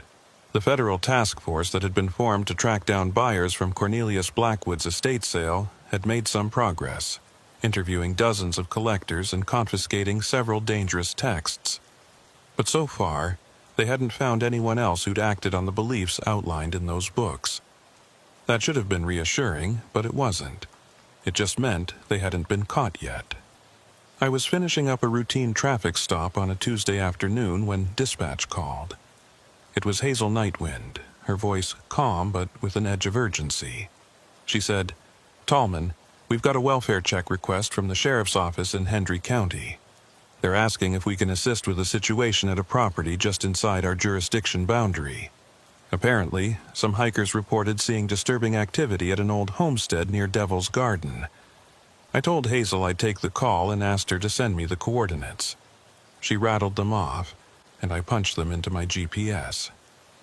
The location was about 20 miles east of where I was, deep in the swamp where few people ventured. The drive took almost 40 minutes, the last 10 miles on dirt roads that were barely maintained. The property in question was set back from the road, accessible only by a narrow track that wound through dense palmetto and cypress trees. When I finally arrived, I saw what had concerned the hikers. The homestead consisted of a single small house, weathered and sagging, surrounded by overgrown land. But what caught my attention was the series of wooden posts driven into the ground in a wide circle around the property, each one carved with symbols that made my stomach drop. They were the same symbols I'd seen at Camp Resurrection, the same markings from the manuscript Pastor Stormcrow had used. I radioed dispatch and requested backup, telling Hazel I'd found something that needed immediate investigation. She acknowledged and said a unit would be en route within 30 minutes. I decided to wait rather than approach the house alone. I'd learned my lesson about rushing into unknown situations, especially when those situations involved ritualistic symbols and isolated properties. I parked my truck at the edge of the clearing where I had a clear view of the house and settled in to watch. About 10 minutes later, I saw a movement inside the house. A shadow passed by one of the windows, and then the front door opened. A man stepped out onto the porch, and even from a distance I could see he was looking directly at my truck. He was in his 50s, tall and lean, with long gray hair tied back, and he was wearing what looked like homemade clothing, rough spun fabric that hung loosely on his frame. He raised one hand in a wave, not threatening but not exactly friendly either, and then he started walking toward me. I got out of my truck, my hand resting on my weapon but not drawing it, and met him halfway across the clearing. I identified myself as Seminole Tribal Police and asked him his name. He said his name was Silas Wanderer, and this was his property. His voice was soft and measured, the kind of voice that made you lean in to hear what he was saying. I told him I was responding to a welfare check that hikers had reported concerning activity at this location. Silas smiled slightly and said, "The posts, I assume. People see them and get worried. But there's nothing to be concerned about, officer. They're part of my spiritual practice, nothing more." I asked him what kind of spiritual practice involved carving symbols into posts and arranging them in circles, and he invited me to come inside and talk. I declined and said I'd rather wait for my backup to arrive before we continued the conversation. Silas nodded, understanding, and said he'd wait with me. We stood there in uncomfortable silence for a few minutes, and I used the time to study him more carefully. He had the weathered look of someone who'd spent years living rough, and his eyes had that distant, unfocused quality I'd seen in Pastor Stormcrow's eyes. It was the look of someone who'd gone deep into their own beliefs and come back changed. When my backup arrived, 2 officers I knew named Kate Firecloud and Daniel Runningbrook, I briefed them quickly on what I'd found and what Silas had told me. Kate suggested we do a walkthrough of the property to make sure there was nothing illegal or dangerous, and Silas consented without hesitation. He led us around the perimeter first, showing us the posts and explaining that they were boundary markers meant to create a sacred space. The symbols carved into them were protective, he said, meant to keep out negative energy and create a sanctuary for meditation and prayer. I photographed each post and noted the symbols. They were definitely similar to the ones from Camp Resurrection, but not identical. Some were the same, but others were variations or entirely different designs. When I asked Silas where he'd learned about these symbols, he said he'd been studying indigenous spirituality and pre-colonial religious practices for decades, trying to reconstruct what he called the original faith of the land. He'd collected books, manuscripts, and oral histories from various sources, and he'd synthesized them into his own personal practice. We moved on to the house, and Silas invited us inside.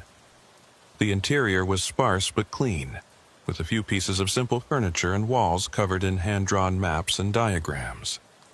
One entire wall was dedicated to what looked like a genealogy chart, tracing various religious movements and sects from the 1600s through the present day. I recognized some of the names from my investigation into Pastor Stormcrow and Cornelius Blackwood, including Jeremiah Ashford and his sect. When I pointed this out to Silas, he nodded enthusiastically and said, "Yes, Ashford was a visionary, one of the few who understood the true nature of sacrifice and devotion." My blood ran cold. I asked Silas directly if he'd known Pastor Elias Stormcrow, and he paused before answering. He said, "I knew of him."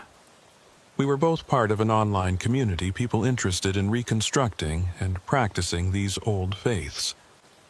When I heard what happened at the camp, I was saddened but not surprised. Elias had been struggling with the burden of his knowledge, and the storm had pushed him over the edge. I told Silas that Pastor Stormcrow hadn't just gone over the edge. He'd murdered people, and planning to murder more when I stopped him. Silas's expression didn't change. He said, "Sacrifice is part of many religious traditions, officer. What Elias did may seem extreme by modern standards, but in the context of his beliefs, he was being faithful." I felt anger rising in my chest, but I kept my voice level as I asked him if he condoned murder. He shook his head and said, "I don't condone or condemn. I simply observe that human morality is culturally constructed, and what we call murder in one context might be considered holy in another. That's not an excuse, just an observation." Kate Firecloud, who'd been quietly examining the room, called me over to a bookshelf in the corner. On it were dozens of books, many of them the same titles I'd seen in Harold Ashford's rare bookshop, and in the inventory from Cornelius Blackwood's estate sale. There were also handwritten notebooks filled with ritual instructions, diagrams, and what looked like accounts of personal experiences. Kate opened one of the notebooks and showed me an entry dated 2 years ago. It described a ritual Silas had performed at a location he called the Old Ground, which I recognized as another name for the area around Camp Resurrection.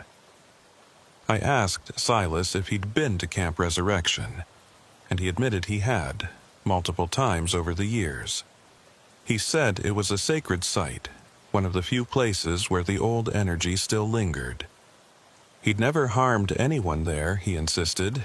He'd only gone to meditate and perform personal rituals. When I asked him if he'd ever met Pastor Stormcrow at the site, he hesitated before saying yes. They'd encountered each other about a year ago, both drawn to the same clearing with the circle of stones. They'd talked for hours about their beliefs, their practices, and their interpretations of the old texts. I asked Silas if he'd known what Pastor Stormcrow was planning, if Stormcrow had told him about his intentions to sacrifice his congregation. Silas said he'd suspected Elias was moving in that direction, but he hadn't known specifics. He'd advised caution, told Elias to consider the consequences not just spiritually, but legally. But Elias had been convinced that he was meant to complete the work that Jeremiah Ashford had started, and Silas hadn't tried to stop him. When I asked why not, Silas said, "It wasn't my place to interfere with another person's spiritual journey, even if I disagreed with their methods." I looked at Kate and Daniel, and I could see they were thinking the same thing I was. Silas Wanderer might not have personally killed anyone, but his philosophy, his refusal to draw clear moral lines between right and wrong, had enabled Pastor Stormcrow's crimes. He'd known what was coming and had done nothing to prevent it. I asked Silas if there were others in this online community, other people who shared these beliefs and might be planning their own rituals. He said there were maybe a dozen active members scattered across the country, but most of them were armchair practitioners, people who studied the text academically without actually carrying out the practices. I asked for names, and Silas refused. He said he wouldn't betray the privacy of people who'd done nothing wrong. I told him that withholding information about potential criminals was obstruction of justice, and he calmly replied that until someone actually committed a crime, there was nothing to report. He was right, legally, but it was a frustrating technicality. Without evidence that these other community members were planning violence, we couldn't compel Silas to identify them. The best I could do was document what he'd told us and pass the information along to the federal task force. We continued our search of the property and found more disturbing materials.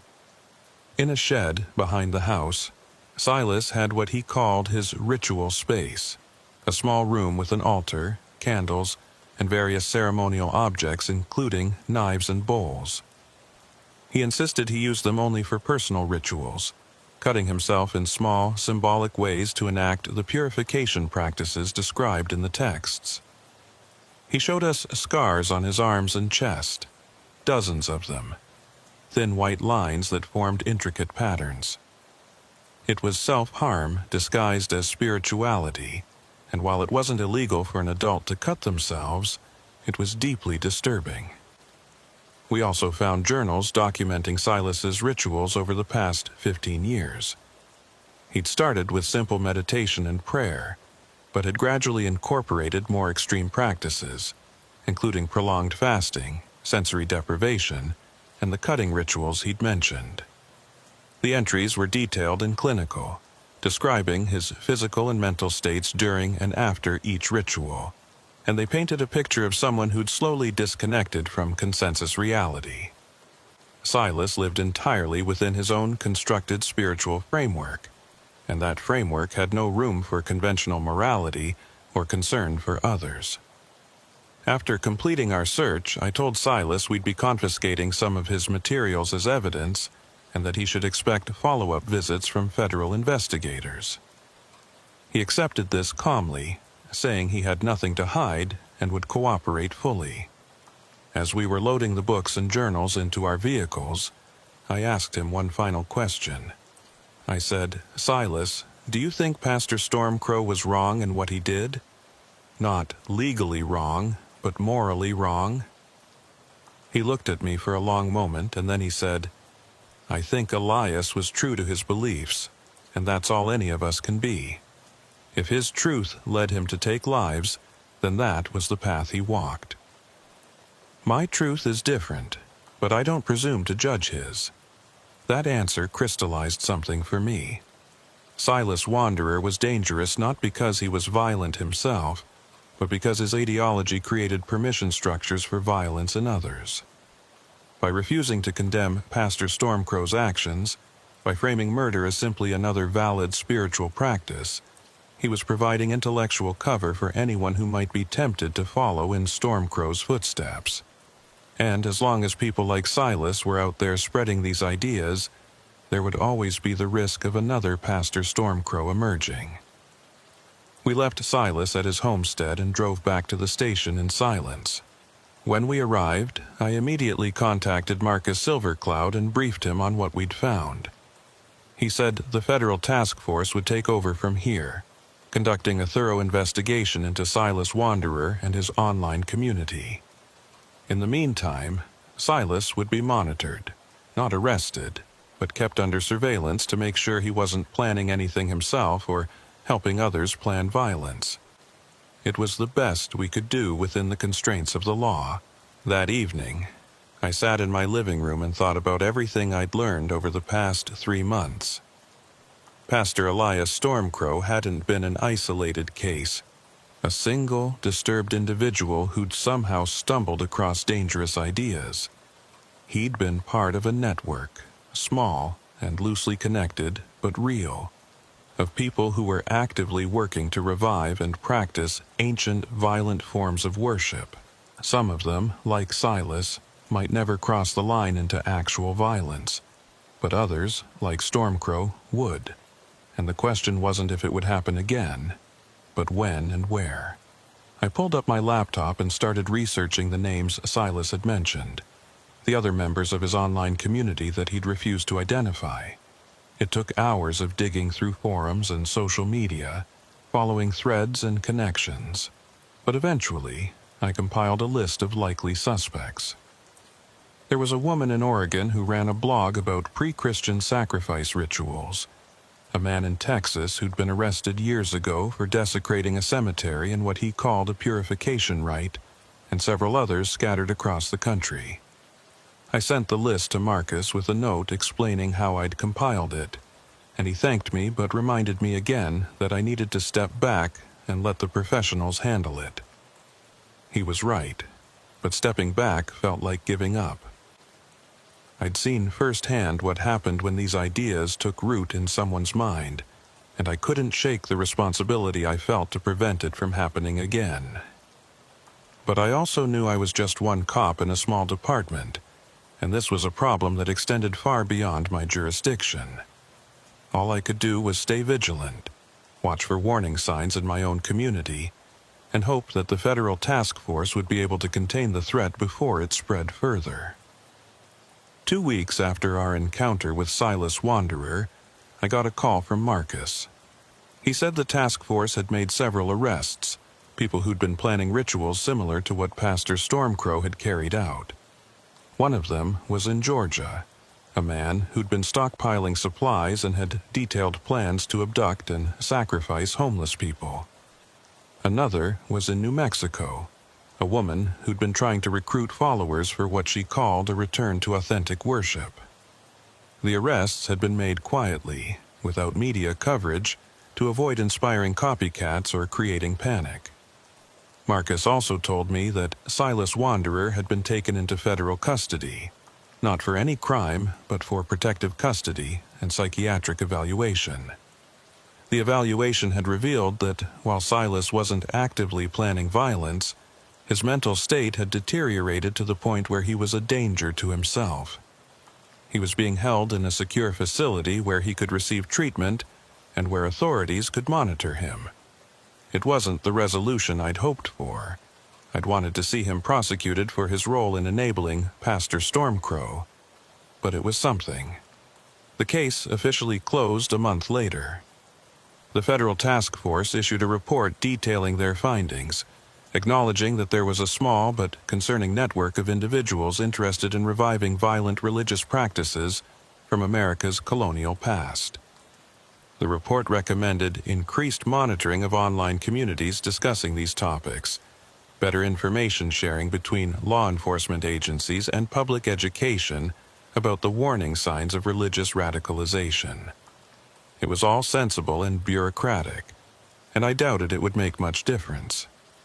What stayed with me, what I couldn't forget, was the image of Iris Moonwalker kneeling before that altar with Pastor Stormcrow standing over her with a knife.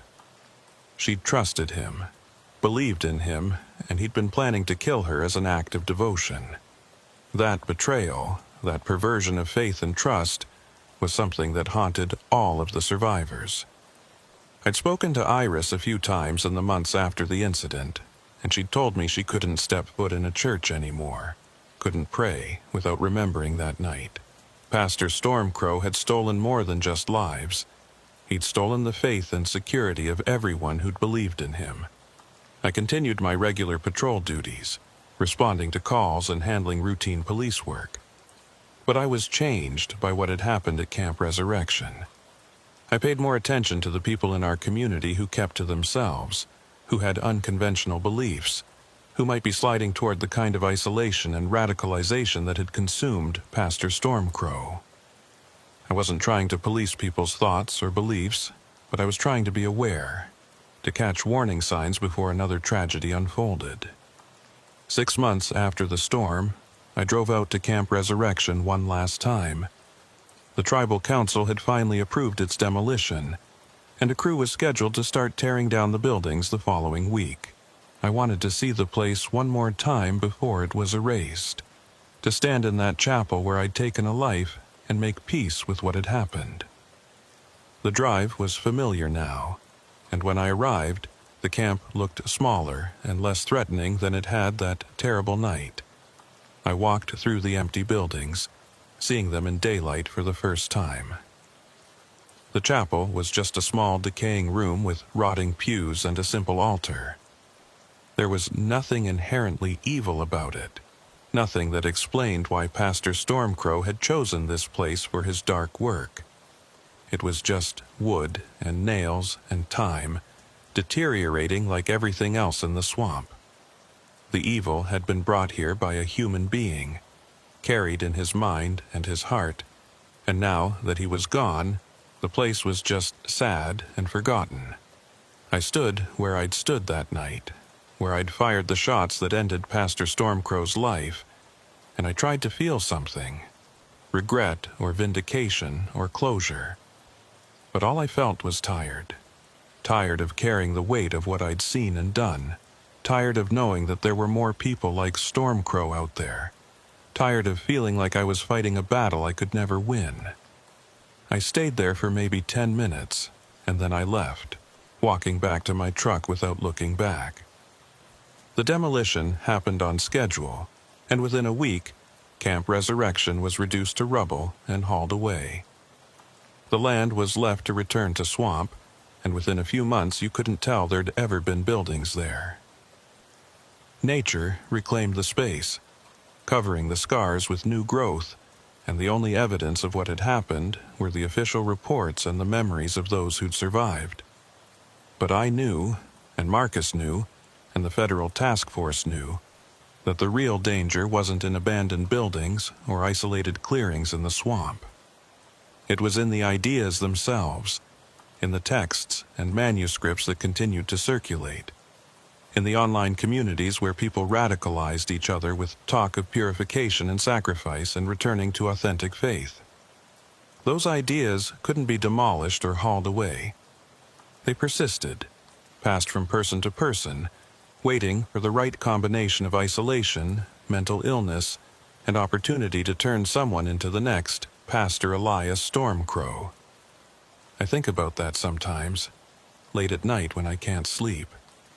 I think about all the Silas wanderers out there, living on the margins, practicing their rituals in private, convincing themselves that conventional morality doesn't apply to the spiritually enlightened. Most of them will never hurt anyone but themselves. But some of them, the ones who are just a little more damaged, just a little more isolated, just a little more convinced of their own righteousness, will cross that line. And when they do, it will be someone like me who has to stop them, who has to make the split-second decision to take a life in order to save others. I don't regret shooting Pastor Stormcrow. Given the same situation, I'd do it again without hesitation.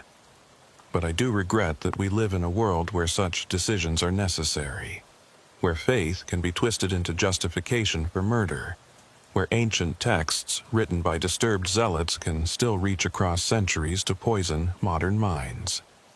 Camp Resurrection is gone, reduced to nothing and reclaimed by the swamp. But the darkness that lived there, the ideology that drove Pastor Stormcrow to kill, that's still out there. And I know with absolute certainty that I haven't seen the last of it. All I can do is what I've always done. Put on my uniform, check my weapon, and patrol the roads and swamps of Big Cypress Seminole Reservation. I watch for signs of trouble, respond to calls, and try to protect the people in my community from harm. It's not glamorous work, and most days nothing happens. But I stay ready, because I know that somewhere out there, maybe in another abandoned camp or isolated homestead, someone is reading the wrong book, embracing the wrong ideas, and planning the wrong kind of sacrifice. And when that happens, when the call comes in and I'm dispatched to another welfare check or another suspicious activity report, I'll respond, I'll do my job, and if I'm lucky, I'll get there in time to stop another tragedy before it unfolds. But luck is a thin shield against the kind of evil that hides in plain sight. And I know better than most that sometimes, no matter how fast you respond or how well you're trained, you arrive just a little too late. The storm at Big Cypress is over. The rain has stopped, the winds have died down, and the floodwaters have receded. But the damage it revealed, the bodies buried in secret and the ideology that put them there, that's permanent. That's something we'll be dealing with for years, maybe decades, as we try to understand how someone like Pastor Elias Stormcrow could exist in our community without anyone noticing. And the hardest truth is this: he wasn't that unusual. There are others like him, maybe hundreds of them across the country, and we won't know who they are until they act. So I keep working, keep watching, and keep hoping that the next time I'm called to an abandoned camp in the middle of a storm, I'll arrive in time to save everyone. But deep down, I know that hope is all I have. Hope, and a loaded weapon, and the memory of what happened the last time I wasn't quite fast enough. The swamp keeps its secrets, but sometimes, during storms, it gives them back. And what it revealed at Camp Resurrection is something I'll carry for the rest of my life. The knowledge that monsters are real, that they walk among us wearing human faces, and that the only thing standing between them and their victims is people like me, flawed and exhausted, but still trying to do what's right. That's all we can do. That's all we've ever been able to do.